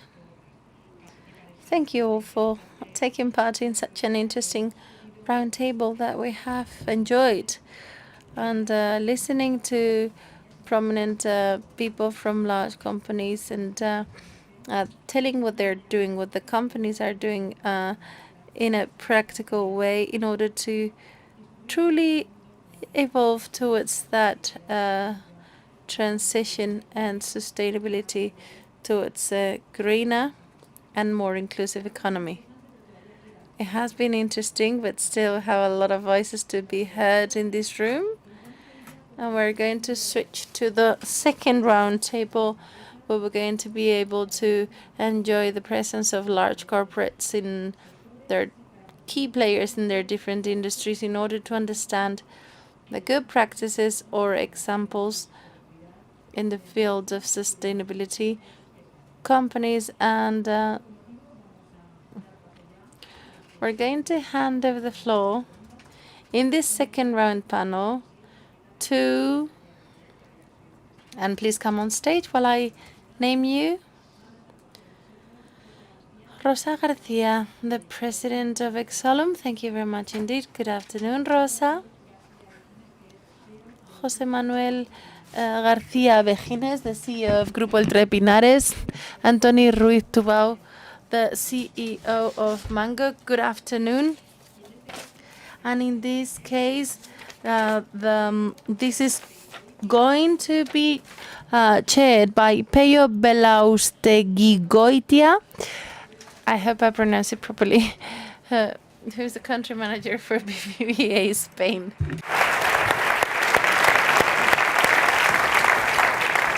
Hola, ¿qué tal? Buenas tardes y muchas gracias, Ángeles, y buenas tardes también. Hello, everyone. Good afternoon, and thank you for joining us on this fascinating panel talking about the challenges of the present and the future around sustainability. We have 3 different industries with us, 3 different companies, and our intention is to discuss this with Rosa Garcia, the president of CLH Exolum, the clear and undisputed leader in the transportation and logistics of liquid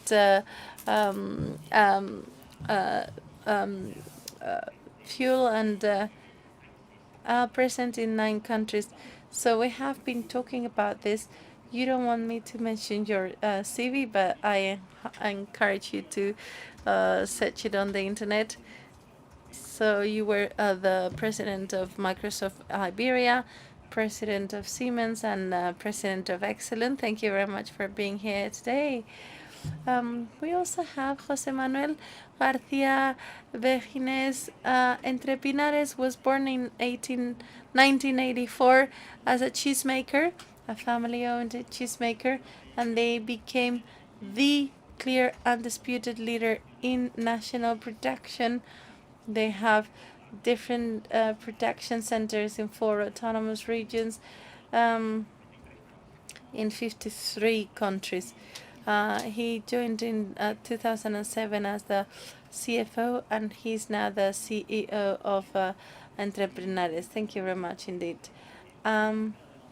Well, Tony Ruiz is the CEO of Mango. Mango is one of the biggest retailers in Spain, the best worldwide known brands, present in 110 countries, more than 13,000 employees, and clearly disputed leader in the fashion industry.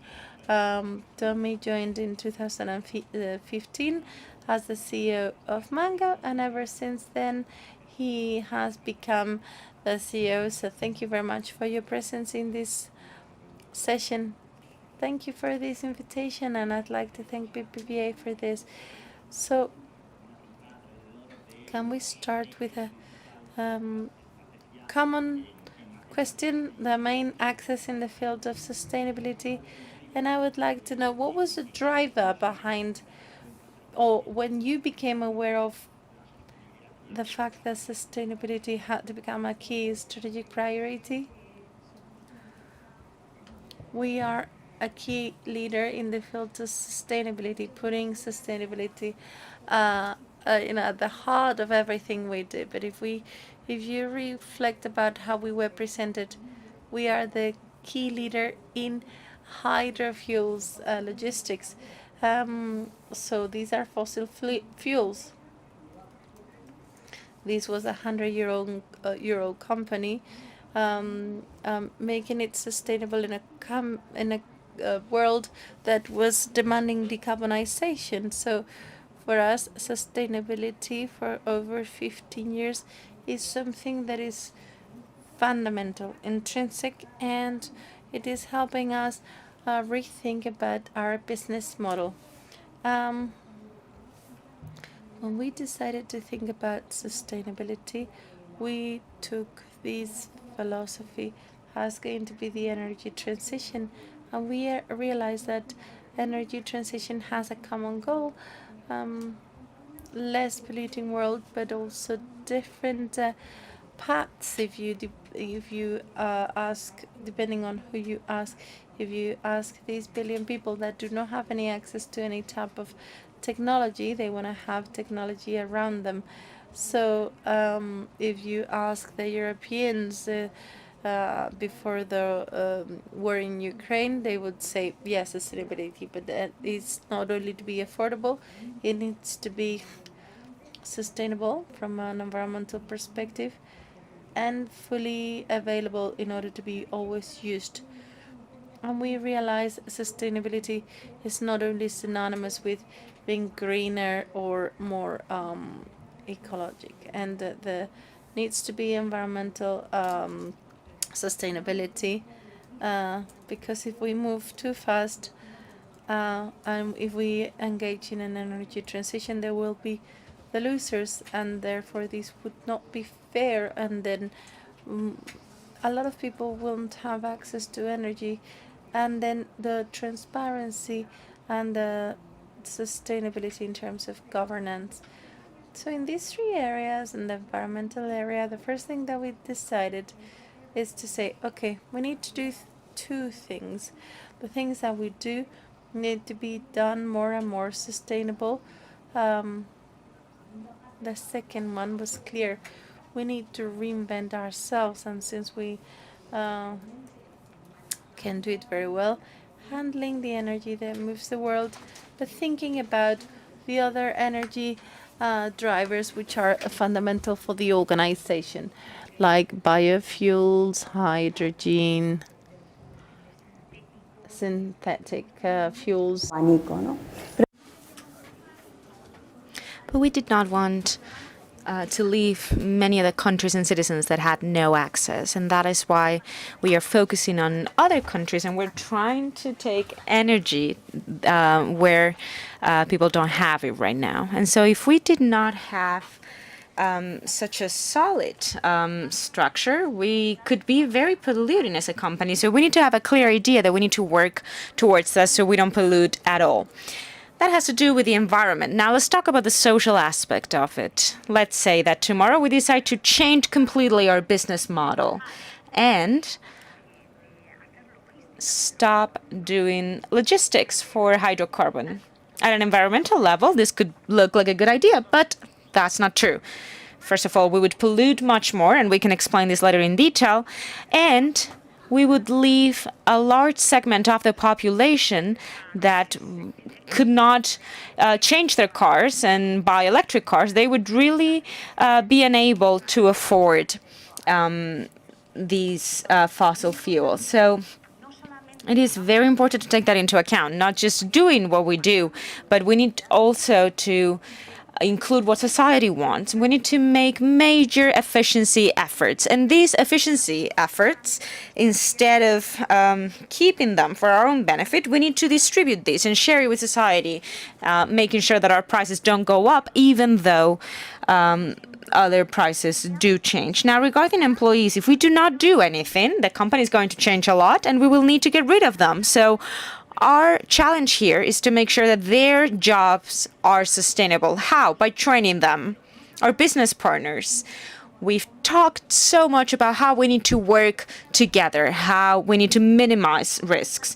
And we are constantly thinking about how we can create that sustainable value by doing joint innovation and also by seeing the market as a place to come up with common solutions. And then lastly, we work at a local level and we want to have a good image. And at a governance level, transparency, advisory, diversity, leadership. These are the areas where we're working, and we can go into detail a little bit later. José Manuel, what are the main levers of your strategy in the Entrepinares group? Well, thank you, Pello. The food industry is a little bit different from what we were talking about. For us, sustainability is embedded within the DNA of our own strategy, because our responsibility is to produce food in a sustainable way, trying to leverage on the commodities around us and doing this in a sustainable way. Our sustainability vision is divided into 4 different axes, similar to what Rosa was just talking about. For us, one important component has to do with the environment. And to a large extent, it has to do with the reduction of energy consumption, because the agricultural industry hasn't really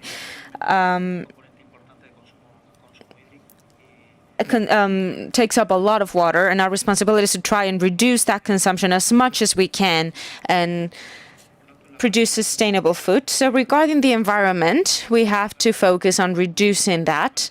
And there's a second component that has to do with emissions.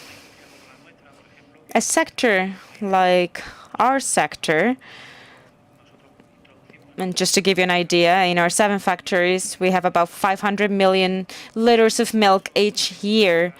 And we come up with about 75, 80 million kilos of cheese. So that's the difference between a kilo of milk and a kilo of cheese. That difference is water. And we have different ways of reusing that and recycling that. And for us, reducing waste is very important. Another essential component, another essential strategic priority for us has to do with rural areas. Our factories are there. We generate wealth in the rural areas, and we're very proud of that. There are about 1,300, 1,400 farmers that give us milk on a daily basis, and therefore that generates wealth in the surroundings, and that is sustainability for us as well. We generate wealth, we create jobs, we create connections that somehow help us grow, on top of many other strategies that have to do with sustainability, with society. For example, we also have different sponsorships. We are a very significant sponsor for Spanish rugby for the national team, and potentially we will end up, well, we have been sponsoring sports events for a long time. Another key aspect in our sustainability strategy has to do with people. The importance of attracting talent and generating knowledge within the organization. The future of the company largely depends on attracting talent, on retaining talent. For us, sustainability also has to do with training that people. We train about 25,000. We train employees for about 25,000 hours a year. So in the food industry, and given the number of employees that we have, that is a significant figure, right? So generating talent, attracting talent, generating steady jobs is particularly important, particularly because our factories are in rural areas. It's easier for an engineer to move to Madrid than to move to a town in Galicia or Toledo. So for us, sustainability also has to do with that, with the people. Lastly, in our sustainability strategy, we have to focus on products. We have to create products that don't really have that much waste.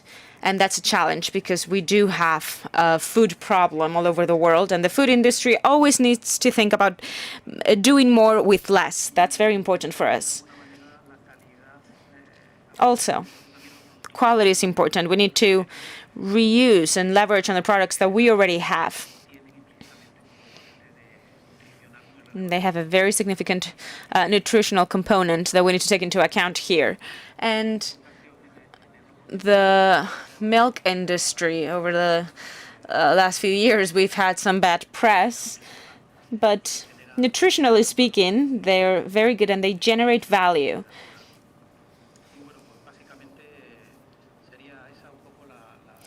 That would be our strategy in the entrepreneurs group regarding sustainability. Those 4 pillars, we try to promote them, we try to boost them. Thank you so much. Tony from Mango.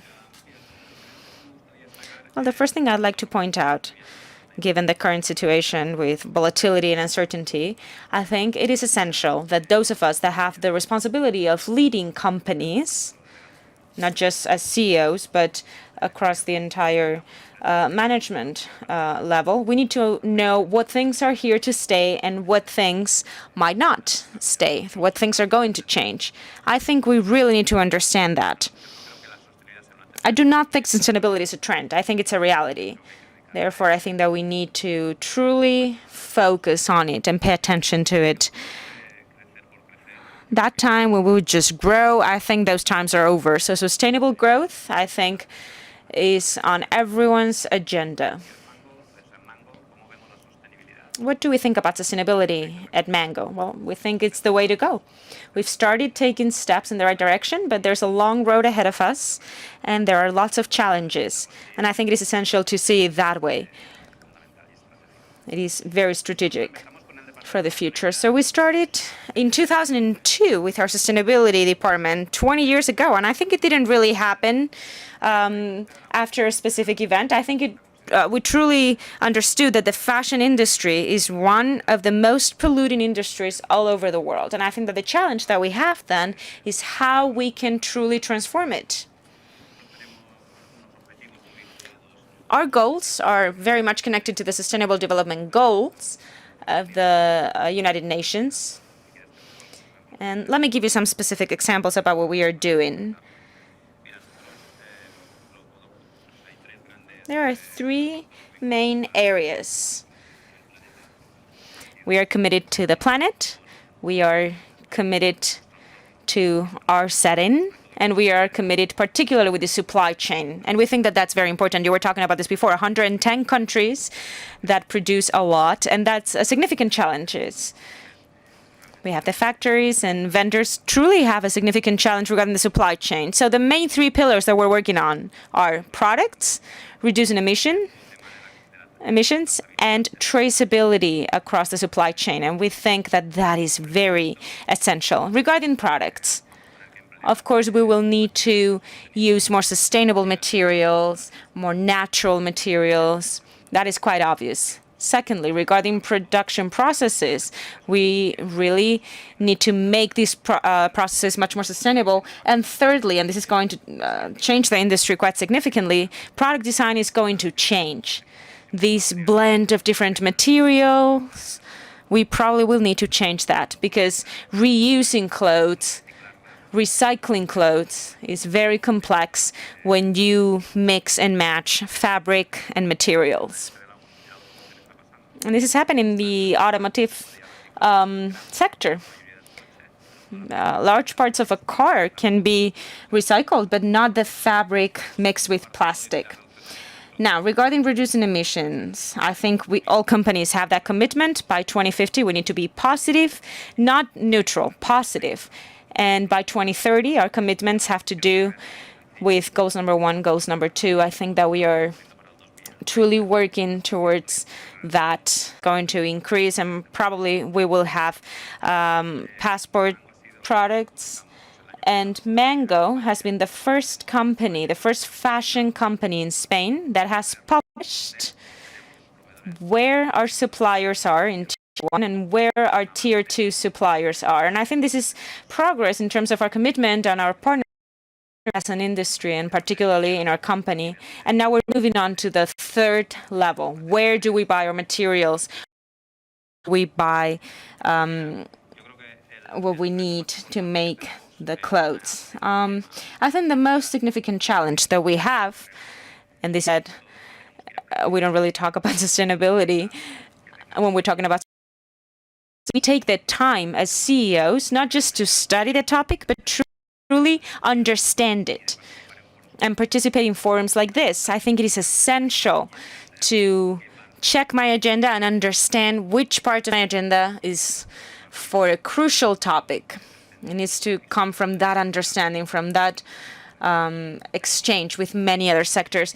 Thank you so much, Tony. And because we're running behind schedule, I'm going to change a little bit this roundtable. I'm going to question. José Manuel, you can start.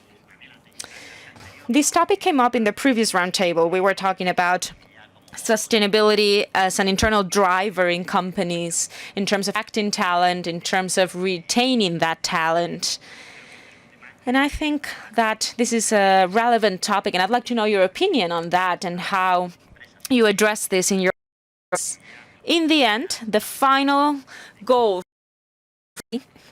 is to build a better world, and that goal motivates that commitment within companies, and we can clearly see that at BBVA. Ask you how you live this commitment and this excitement regarding the challenges. Well, I think we have all talked a little bit about the importance of sustainability and how it's really embedded in society and in our own companies as well. Our main challenge is to try and integrate all our employees and collaborators in our own definition of sustainability. We try to do that by using communication mechanisms with them, right? We try to have that bilateral communication between employees and management. This looks quite easy, but it's actually, for us, it is essential that all our employees have the opportunity to say things that can contribute value from a sustainability perspective. And, well, we need to have the right tools. So those requests, those claims, the things that 1,100 people working in our facilities can come up with, we need to be able to channel those requests. So the challenge for us is to give feedback regarding all the needs, all the requests that come from the organization somehow. Sometimes they're positive, sometimes they're negative. We cannot do everything that we want, obviously. But when there are initiatives implemented and we start seeing results, we try to announce it. And the organization has the tools available for our employees to know that there are initiatives being implemented, initiatives that focus on sustainability, and we want them to know which results we have. For the last year and a half or so, we are also trying to incorporate the Sustainable Development Goals in our strategy. They're well known in a forum like this, but in an organization like ours, they're not always so well known. So every month, we try to talk about the SDGs, how we work to achieve them, what we're doing, and employees really feel connected somehow, and it generates that sense of belonging in the organization, and therefore our employees become the ambassadors, and that translates to a better knowledge about what we do. I want to be very brief, leading by example, training, teaching. I think those are key elements. We are spending many, many hours on training, how to design differently so clothes can be reused. And we lead by example because we go visit our vendors and try to understand how we work with them. And I think the major challenge for us has to do with ourselves. If I think about myself a few years from now, I wonder, what is my response going to be about what I did in the past? So that gives me that good added pressure. So I can represent the company, I'm a consumer, I'm a person. When I get home and I'm with my children, we need to think about that too, and we can give a response to some of the questions that have to do. It's a positive pressure. I think that as leaders of the company, we really need to promote that. We need to make sure that this is embedded across the organization. For us, an excellent sustainability is at the core of everything we do, and it determines our relationship with our peers. And we clearly know that a company like ours, which is transition, it really needs to include digitalization. We need to become a very attractive company. For that, we've realized that in the 21st century, people really work for money in an economic environment. But thank goodness, this is the base that most companies are giving already. We need to give more. What is the purpose? What are those values that they find attractive that ensure that the best want to work with us and not with other areas? As a purpose, explaining that what they are trying to do is, making a better world, and we try and make it tangible. It is marvelous. In a few months, we're going to open the first in Madrid. Yeah, and you can't imagine how many engineers and technicians. We use artificial intelligence in order to put from one place to another, using advanced maths. A lot of people are becoming volunteers. So what have we reached? That sustainability is not something part of the board, but the executive team. You are so right. The communication, so all those sustainability ideas can be gathered. This is something that we had in motion, and we have said that we work trying to educate our people so they transition with us, alongside with us, and we know that sustainability objectives are common to everyone, not only the executive team, but also every single employee at our company needs to embody this message. Thank you, Rosa, and thank you, Jose Manuel, Tony, for sharing these thoughts and vision that you have about the challenge of the present and the future. And as Luisa said in the previous panel, this is your key strategic priority, and it is part of your DNA, not only the present, but also in the future. Thank you very much indeed.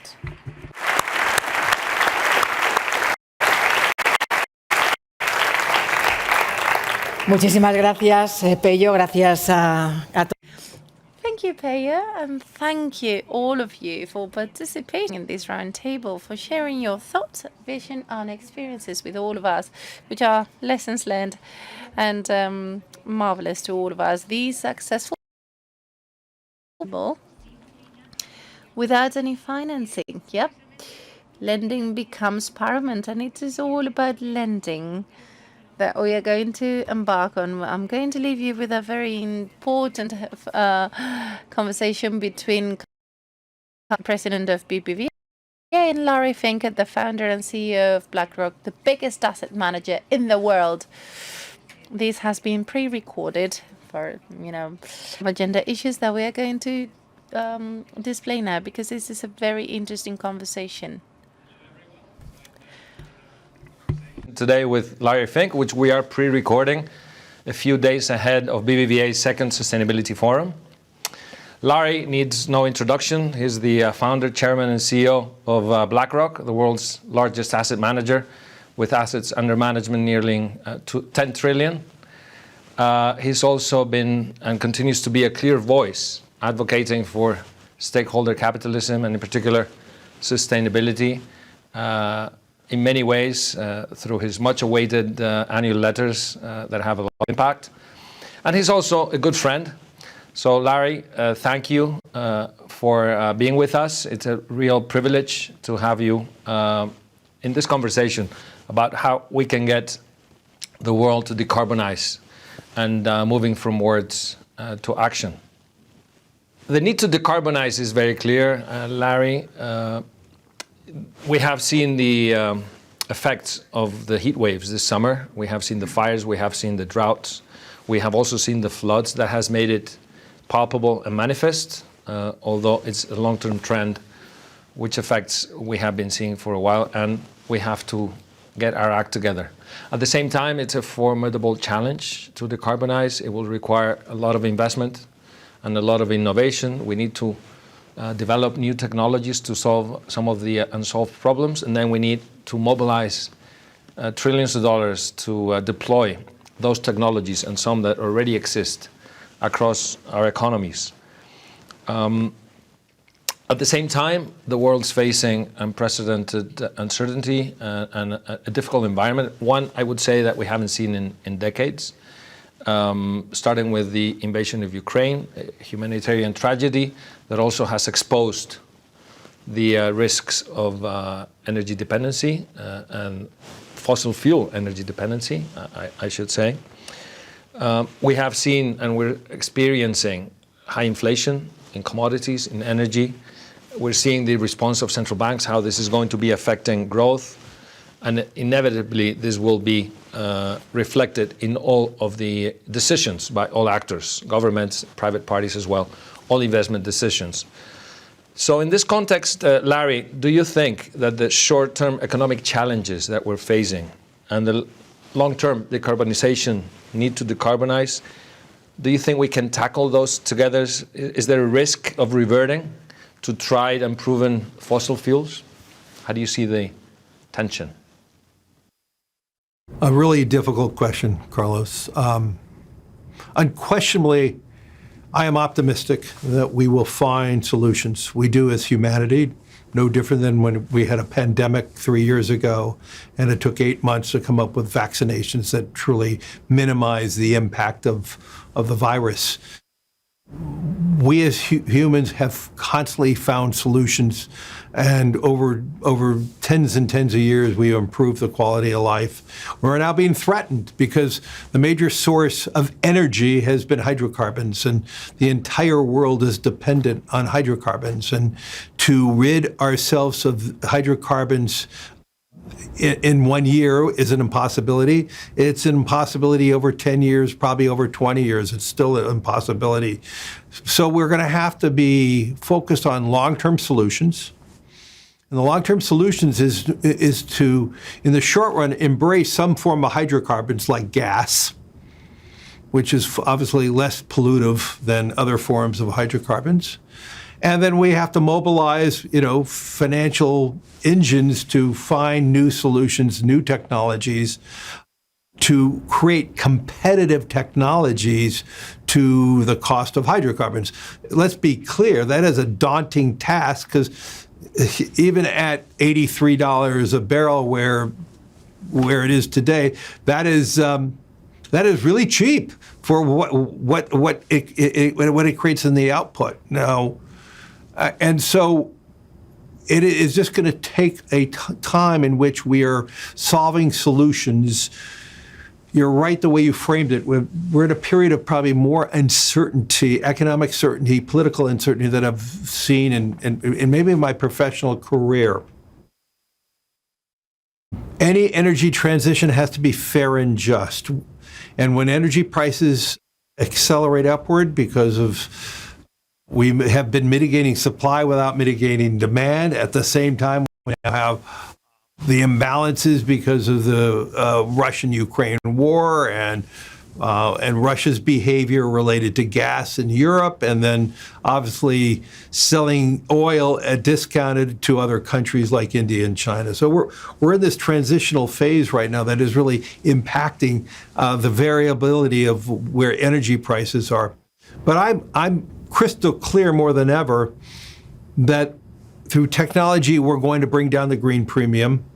And we are doing that. I mean, if you just think about Spain for a minute, has been a leader in solar for years and years, and also in wind. And more of the power grid in Spain is being powered by renewables. Renewables, like wind and solar, is competitive to almost any hydrocarbon. The problem of it is it's intermittent. It is not, you don't have a consistent supply. And so to do this, we're going to have to create better battery technology, which has its own issues and own risks because it requires some very rare metals that are only in a few places in the world. It is manufactured mostly in China, which has its own issues, having that type of dependency. And so the key is going to be gas, and I'm very pleased that the Eurozone finally has said gas is green. And you could argue, was that a knee-jerk reaction to the problems of what's going on between Europe and Russia? Sure.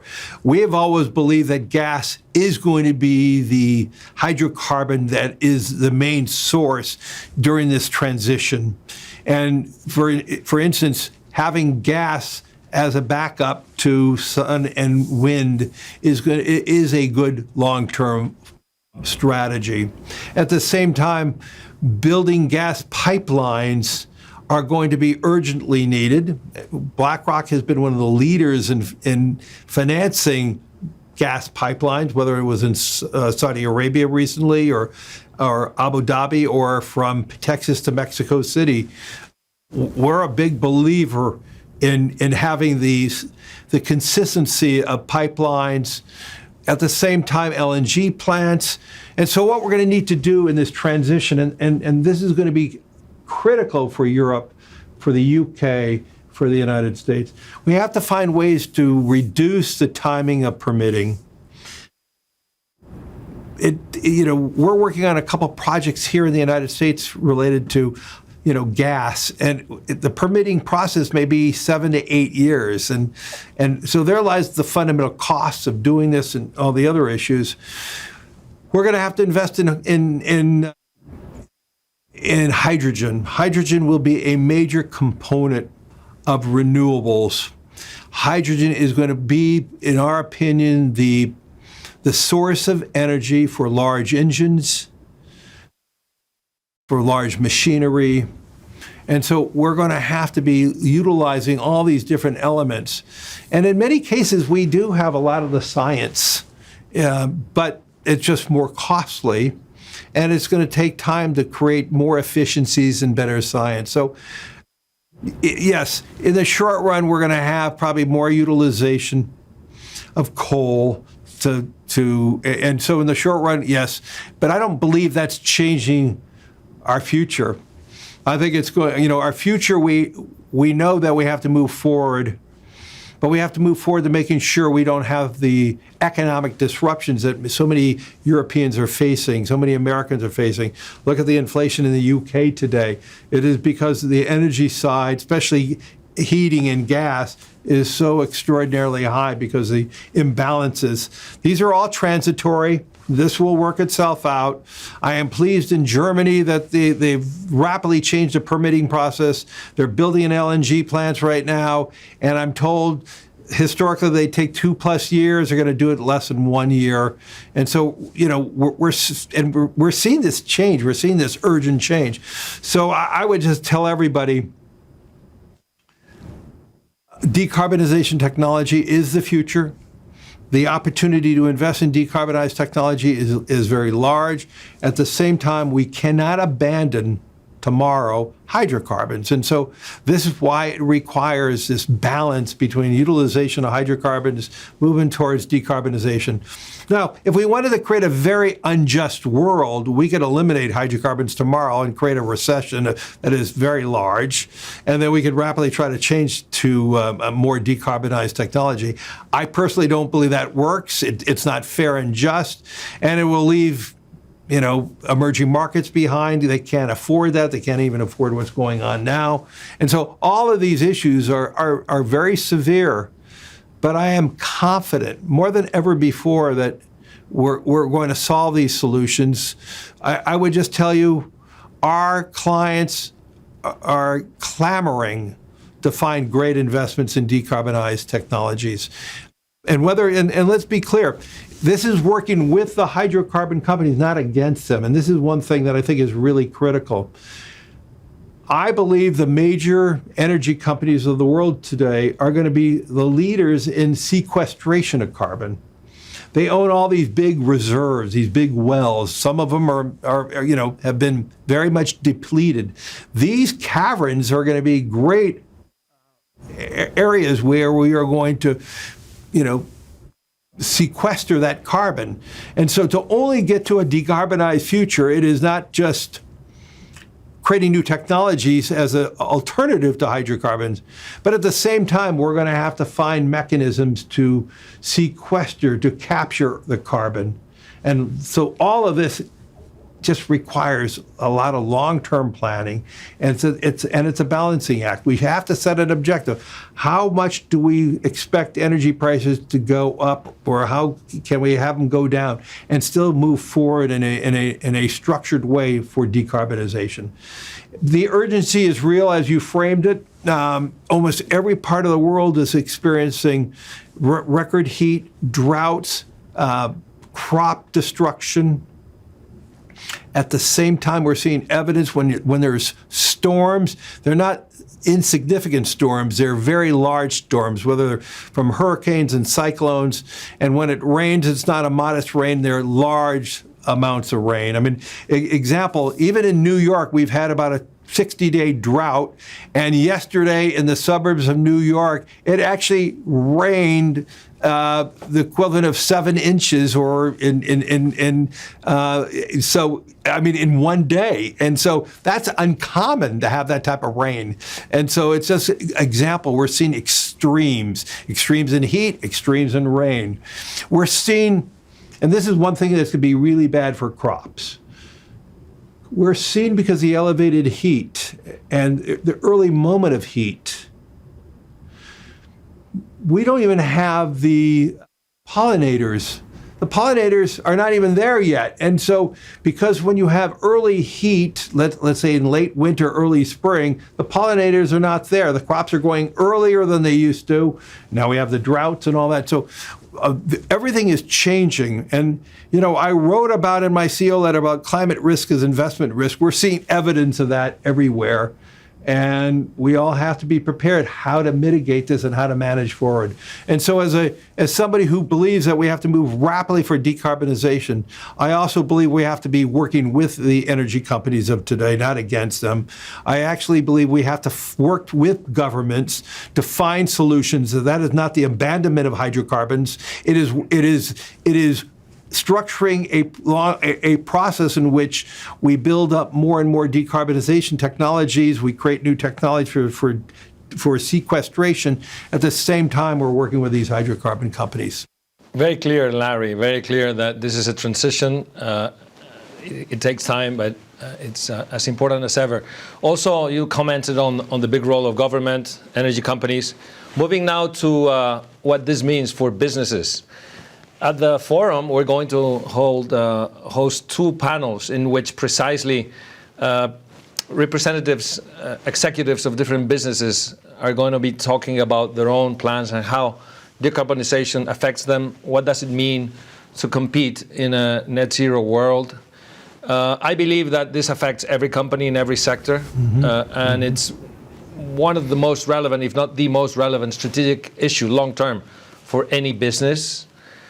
Certainly at BBVA, we have long ago identified sustainability as a strategic priority, not only adjusting and ensuring that our activity meets the Paris Agreement standards and signatories of net zero, etc., but actually having impact with our clients. So advising and financing, mobilizing capital to ensure that they adjust and that they manage this risk first and foremost, and then actually that they capture the opportunity.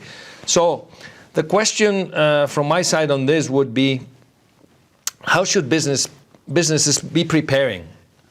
How should they be preparing for, and how should they be participating in the net zero transition? What does it mean from an investor perspective for the companies that you invest in? And what are the challenges and opportunities for investors as the transition unfolds? Well, we start with the premise that climate risk is investment risk. And so we start with that foundational belief. We also start with a foundational belief that the transition is not going to be happening in 2 years or 5 years. It's a 20, 30-year process. And so what we are asking companies to inform us, how are you moving forward? And that doesn't mean any abandonment, of hydrocarbons. It means using them, but also moving forward. And how are you going? What is your process of moving forward? And so it's a very delicate balance. I would say probably one of my more emotional issues. We need to have governments not just asking public companies to move forward, but all of society. What we're seeing in the EU, and we're starting to, we're seeing this in the proposal from the SEC, that they're asking public companies about how they're moving forward, but no one's asking, the private sector. And so we're seeing a arbitrage. Public companies were selling hydrocarbons to private companies, did not change the world's net zero at all. It just moved it from something that's transparent to now something that is opaque. And so for every company, we have to, find solutions. But the last thing I want to know, I want is having this wicked arbitrage between public companies who are being forced to make the changes and private companies are not. And so governments have to be consistent. If we're going to move forward together, we have to ask all businesses to move forward together. And this is about not the mitigation of supply. And so much of this was the question about what are we doing about supply of hydrocarbons. We have to have this more comprehensive. So when we have conversations with any business worldwide, we want to be informed how you're moving forward, but it's not for us to tell them what to do. They have to tell us how they're moving forward. And if it's a justifiable plan, they were very supportive of it. And we're typically very supportive of the plans that we meet with chemical companies and across the board. But let's be clear, it is our view that technology is going to bring down the cost of decarbonization, and so every company is going to have to participate in this. And the more important is, as you mentioned in the first question about stakeholder capitalism, from BlackRock's perspective, from our own employees, our employees are asking us more and more, what are we doing? And now a lot of our clients are asking us what we are doing. Now, some clients are saying you're doing too much, okay? And that's how we have to navigate this, what we call stakeholder capitalism. But I do believe employees in most companies are very urgently asking the leadership to say, what are we doing? How are we moving forward? And importantly, as we all know, in this labor shortage world that we're living in right now, you want your employees to feel connected, and the more connected your employees feel, the more they work with you in the company and help build the company together. And so I would say what every business has to do, they have to judge all their stakeholders, and their stakeholders are going to tell them how to move forward. And I believe that is going to be the key element. Whether, if you want the top talent from our perspective, your talent is asking you to move forward. If you want to be connected globally, your clients are asking you to move forward too. So, Carlos, we at BlackRock, we don't have to be that demonstrative anymore. We're not demanding or telling anybody. We're just asking for information. How are you moving forward? And what we're seeing, a very large change over the last 2 years with most public companies, is because there's other stakeholders, their employees, and their clients are asking them to move forward. And so, I'm pretty proud of how capitalism has been moving forward in this. Now, some environmentalists will say we're not moving fast enough, and they may be right, but at the same time, any transition to work is going to have to be fair and just, that all the society is being lifted by it, not some segments that are being lifted and other segments that are being oppressed. And so these are the hard issues that we as large businesses have to face. On a related note, but moving on to a slightly different topic, according to the World Outlook, Energy Outlook by the IEA, investment in clean technology has been growing nicely at a 10-12% clip over the last couple of years. I think it's going to be 8% in 2022 in developed markets. Now, if we look at the investment in clean technologies in emerging markets, if we exclude China, it's still stuck at the levels of 2015. So what I see is that emerging markets, which are very relevant in particular for us, but for the world as well, are lagging behind. And they're essential if we are to decarbonize. It's one planet. They need to develop, and they need to do so in a clean way. Now, in my mind, it should be top of the agenda for these countries to decarbonize, given that they are more exposed, given that there is a lot of potential to invest in nature-based solutions, for example, to capture CO2 that you were mentioning earlier. And also because they don't have the legacy, so they can leapfrog. And as they develop, they can apply and deploy immediately the solutions that already are competitive. But instead of that, what we see in many of the countries where we're present, that they're lagging behind. So I'd like to ask you what needs to happen for this to change? What needs to happen to mobilize capital to emerging economies? What needs to be done to bridge the gap in order for the planet to develop and decarbonize at the same time? Well, first of all, I would say the emerging world is a very fragmented world today, and it's getting more fragmented. There are going to be some big winners and some big losers. But overall, I'm very worried about the future decarbonization in the emerging world. You framed the question of talking about the investments are stagnant.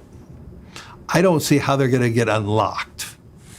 I think if we look at banks for a second, because of the Basel capital standards, because of Dodd-Frank here in the United States, banks who were at one time very large lenders in the emerging world basically cannot be that active participant that they were 30 years ago in the emerging world.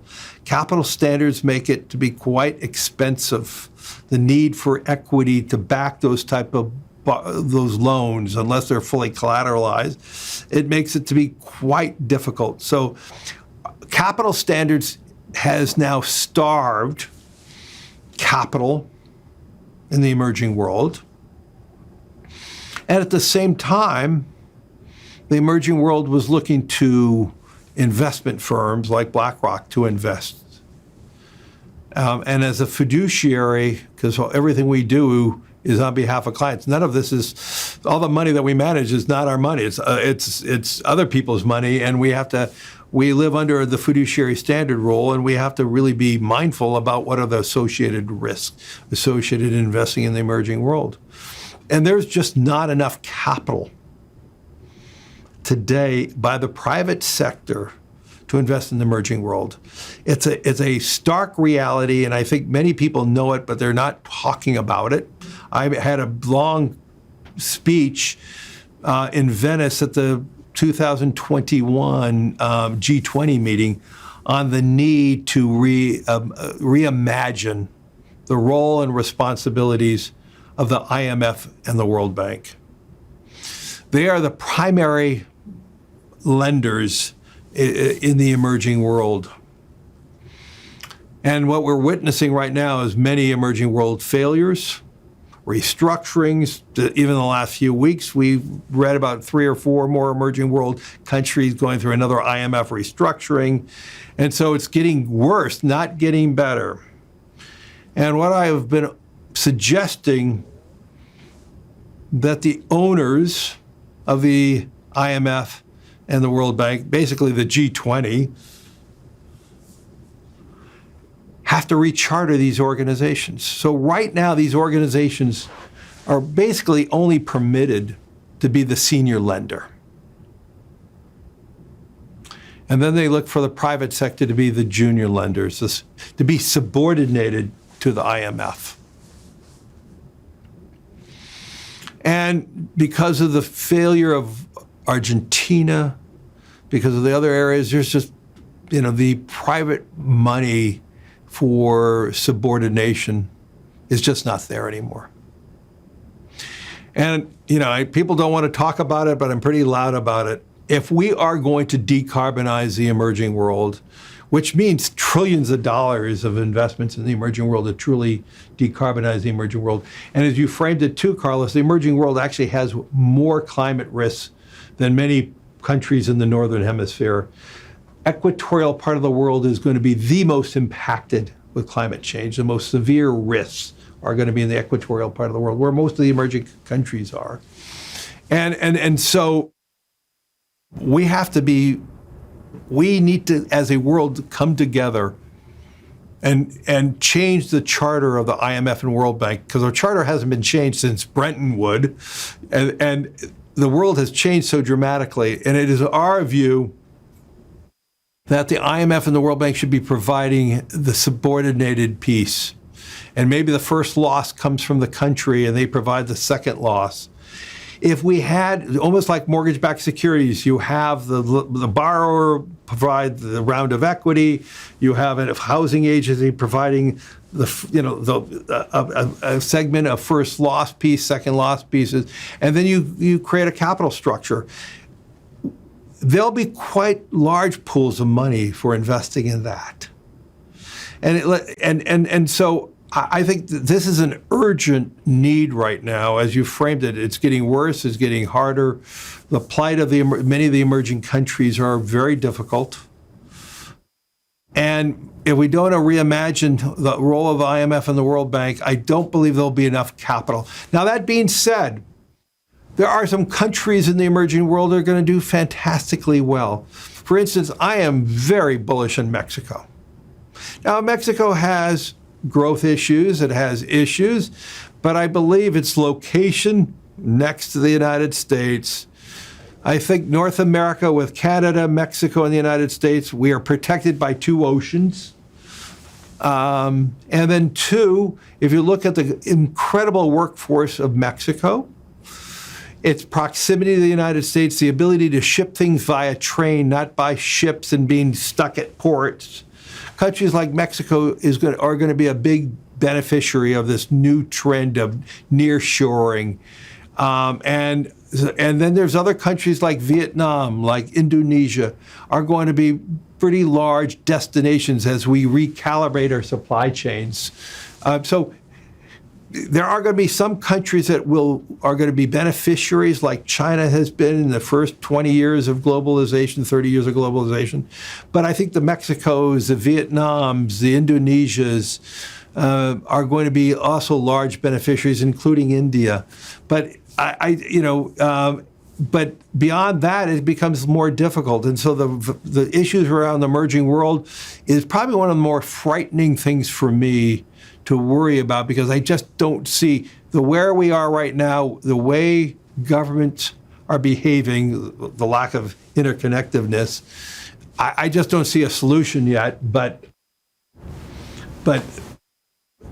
to address climate risk in the emerging world properly. I hope that you're wrong and that the capital is unlocked, maybe through mechanisms like carbon pricing, a global carbon market, or voluntary carbon markets that are better organized, more structured. Because certainly we see in Mexico, very glad to hear what you just said about Mexico, and in other places where we're present, huge potential and projects that make a lot of sense. But it's really the availability of capital, the scarcity of capital, as you were saying. We're investing in one project at a time in South America. We just did a big project with a major company in India, but it's project by project. We'll never get to the trillions of dollars of investing if we have to focus project by project by project. That's not going to move the dial. I agree, and the responsibility lies with the developed world to make sure that the structures, like you're saying, exist to mobilize the capital towards the emerging world. And it's really about risk and how to mitigate the risk, the political risk and so on, that goes with investing in those countries. Now, before we close, Larry, you've been quite clear on Mexico. What's your view on Spain? What can we expect? Spain is underappreciated by global investors. Let me start there. I think Spain has the opportunity to be the transformational country of Europe. You have sun, you have wind. So Spain is one of the leaders in solar and wind, but it has so much more potential. You are closer to North Africa for gas and other sources of energy. You have a pipeline from Algeria. You have a educated workforce. You have actually great international companies. And so I actually believe Spain is going to be one of the leaders in this transition, especially in the European transition. And I do believe Spain has an opportunity to really show its potential, but more important, to show its economic strength. And so I look at Spain with a lot of optimism relative to other places in Europe, but I also look to Spain as a driver, a global driver towards decarbonization. You have that opportunity to be that innovator as you have been, but you have an opportunity to be even more innovative. Spain obviously has been harmed by this drought and by record heat. Record heat means there's been a lot of sun. Utilize that energy from the sun. Because of the extra heat required, it wind more. Great opportunities in wind. But also, it can be a leader in so many other areas within the decarbonization complex. And so I look to Spain with immense enthusiasm, and I'm glad I wasn't asked the question about a few other countries in Europe. Very well. Thank you so much, Larry. You've been so generous with your time and really lovely conversation. Thank you for your insights. Thank you for your leadership on all these topics. And I look forward to continuing the conversation and the action to decarbonize the world as fast as we can. So, Carlos, thank you for what you're doing at BBVA. BBVA is making a difference in Mexico, in Spain, in all parts of it. And, it's really fun to watch the success of BBVA and the opportunity ahead of you. Thank you very much, Larry.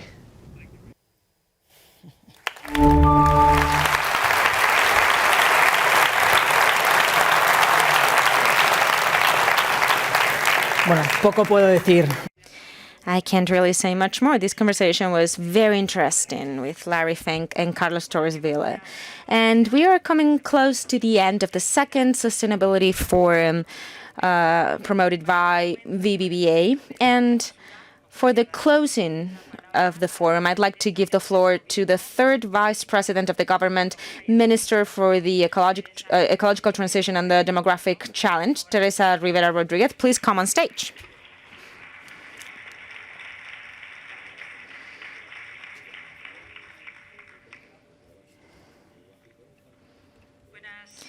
Thank you. Good afternoon, good evening. Thank you so much for this invitation and for giving me the opportunity to listen to these wonderful speeches that I completely agree with. I'm truly convinced. Oftentimes we have the national drama of just seeing our challenges, our problems, instead of seeing the opportunities and the things that we're truly good at. And I do believe that Spain has great potential, but we are actually making it real, and we can keep being the leaders in this enormously attractive yet complex process that positions us in the present and in the future in an innovative reality, very good reality that future generations and the present generation can truly make the most of. I think there is no doubt that throughout the afternoon and the evening, the conversations and the dialogues have all been aligned and revolved around the idea that we must find answers that allow us to cover that need for social prosperity, for people to thrive, for societies to thrive, but always taking into account the limitations of the planet, the difficulties, the costs, the damage, the suffering that are connected to overcoming that excess of capacity for the ecosystem, for the climate. I am also convinced that in his intervention, Professor Nicholas Stearns has emphasized the amount of opportunities for the businesses, for prosperity, for modernization of productive systems, of financial services associated to that transformation process in our economy, in our urban agenda, in our understanding of prosperity and services. Larry Fink pointed out two additional aspects that I think are extremely important as well.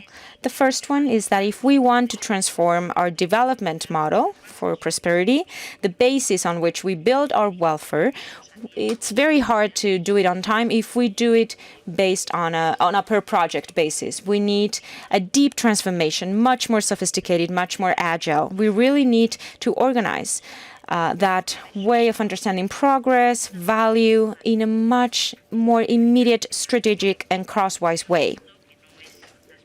Secondly, and this isn't really an aspect that I was going to talk about today, but that I wholeheartedly agree with, and I think it is extremely important and something that I have truly devoted part of my professional career to before getting to the government, is that need to have a common response in other parts of the planet where the challenges, the ambition and the will of society to progress means enormous opportunities, major ideas, but that also entail higher risk, not just political risks and regulatory risks oftentimes, but a climate risk, an additional climate risk. So how to mitigate the risk of those investments, how to facilitate the transformation of those societies towards a development model that from scratch does not have that legacy that has to do with carbon. in a way that is incompatible with the limits of the planet. And at the same time, we need to do this understanding banks as the main agent. Una transformación como la que está. A transformation like the one we are facing, we're amidst such transformation, but it seems that we are living that small marginal improvement rather than the overarching transformation, as well as the participation of the financial industry. Well, it is essential, and I would remember the former Secretary of State in France indicating that if something that could contribute by the financial services industry is the bridge between the reality that we have today and the reality we want to build tomorrow. It's such a declaration of intention that does require an understanding from the strategic bodies, but it also requires a key orientation through regulatory signals and a collective learning. And greater transparency that allows us to adjust the agendas and learning as we go before introducing what will end up becoming the standard. There are more and more companies understanding that sustainability is a source of opportunities. Sustainability versus growth, this is part of the past. I mean, it's unthinkable to think about a long-lasting prosperity if we are somehow limiting the regeneration capacity and the natural resources, if we're not adequately measuring the social impact of our decisions. Therefore, the integration of the different stakeholders in a balanced way is fundamental. Ensuring an environmental and socially sustainable management is mandatory to team up with investments that pay back and offer the expected profitability, which are certain and allow us to progress collectively. It is true that the large corporates that Larry Fink mentioned, like Spain, do lead many of the sustainability indexes in the global rankings. It is also true that in the field of smaller companies, we have a lot of examples of best practices, and it is also true that in the big and smaller ones, there is a liking for innovation, liking for testing boldly but intelligently, and this is attractive and interesting. It is about combining the willingness to innovate with a model that is sufficiently secure for them, where that change in mentality in the entrepreneurial community will be key in order to accelerate the success of the decarbonization, construction of a sustainable progress. We focus on the decarbonization technologies in those solutions that improve the resilience, which are competitive. We know that this country has done an awful lot there. Yes, not only in terms of electrons and molecules, but also from the industrial point of view, the production of engineering, and also the capacity to test services. And we've got some breakthrough examples with the biggest market shares in their industries, and they are deeply rooted in Spain and headquartered in Spain. They are multiplying economy and growth. They attract innovation, new talent, unexpected solutions to unthought or unprecedented cases, and to leverage on the potential, such as the generation of quality employment and the collective progress of the society, and also the generation of opportunities to our youth. Spain counts on some very attractive conditions: the abundance of resources, natural resources, the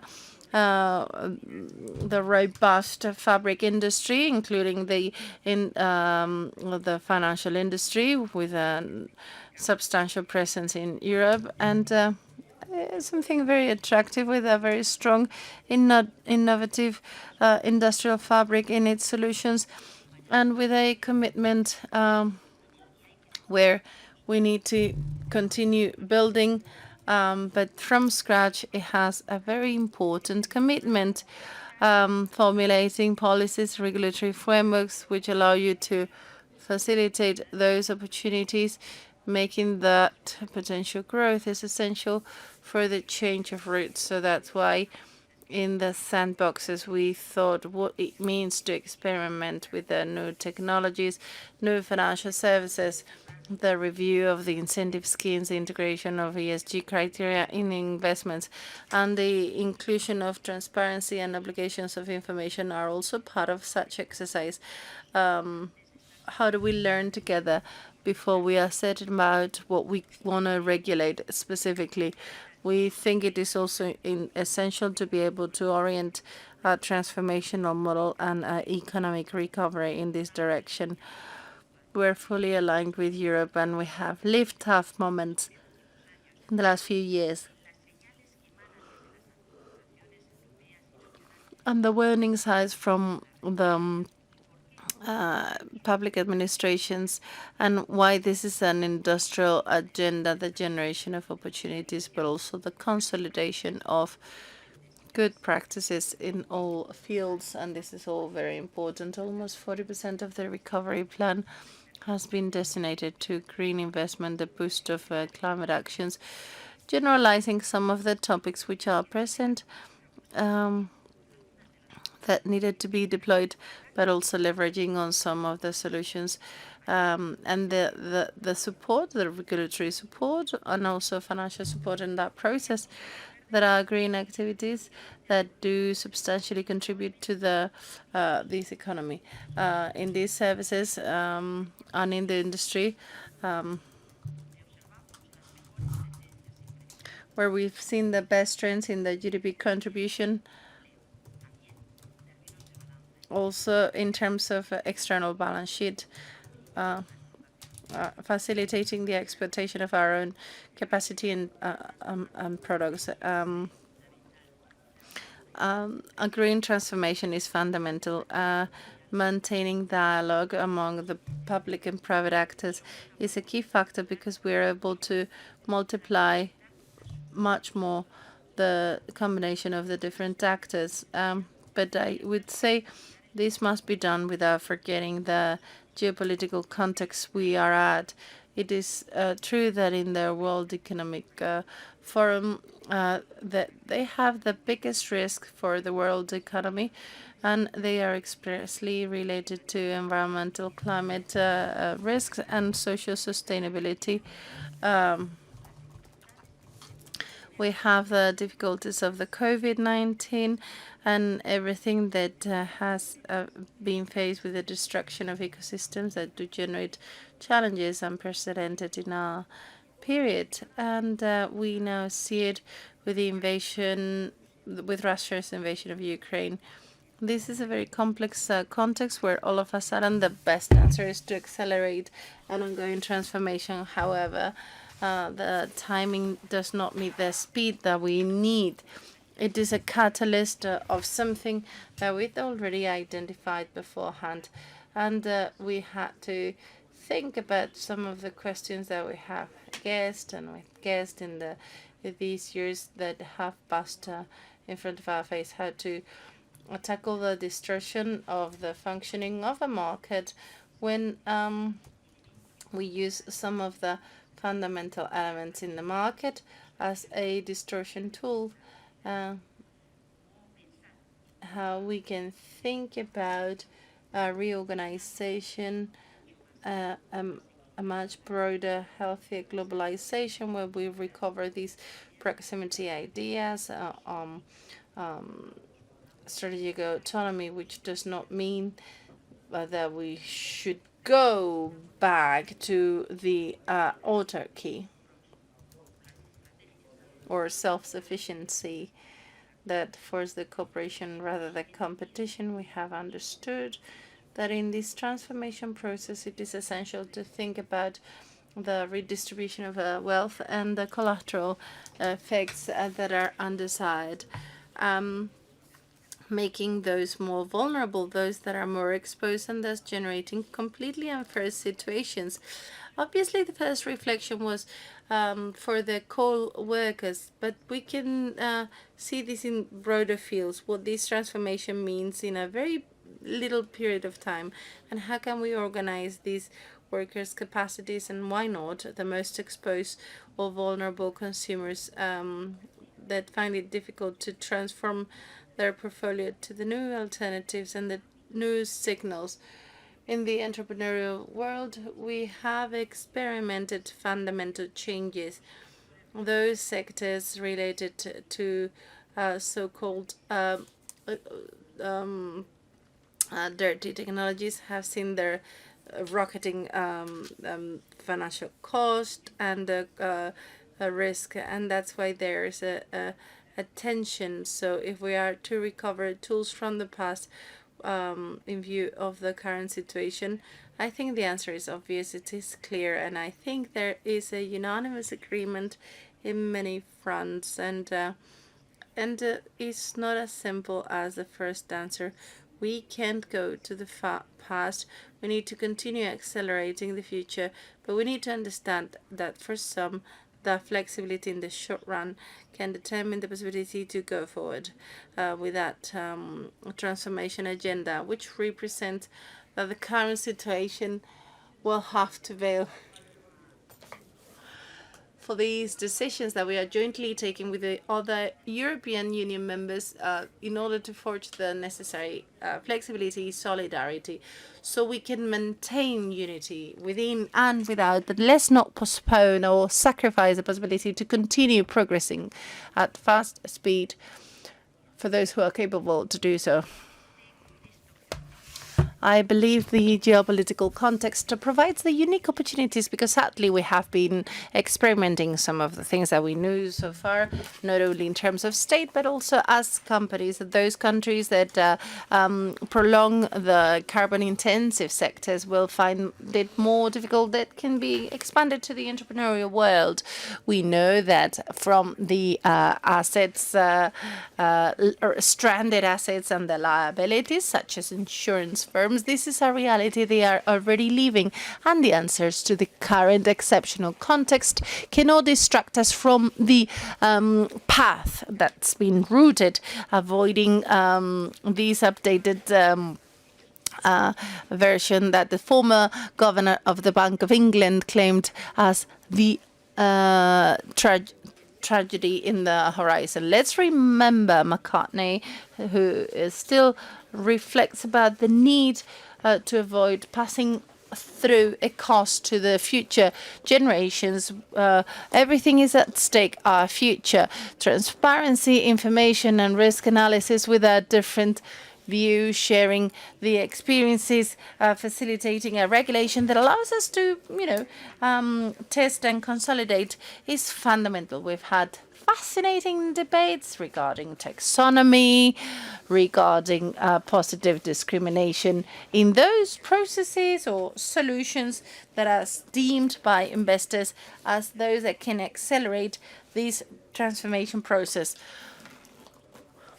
It reinforces our position. We know this is the right way to go, and gladly we have a solidarity framework, the European Union, where solidarity is more needed than ever, where the transformation is on motion, the human capital, the industrial capital, the willingness to change are particularly important. In that context, under this marvelous initiative that you have deployed today, I would like to take the opportunity to thank BBVA, with a strong presence in Mexico and many other places, for their commitment towards transforming finance into sustainable finance, which is highly desirable from an ethical perspective, but also from the profitability point of view, yes, and the value the workers provide, and the capacities in the country and the society as a whole. Thank you very much indeed.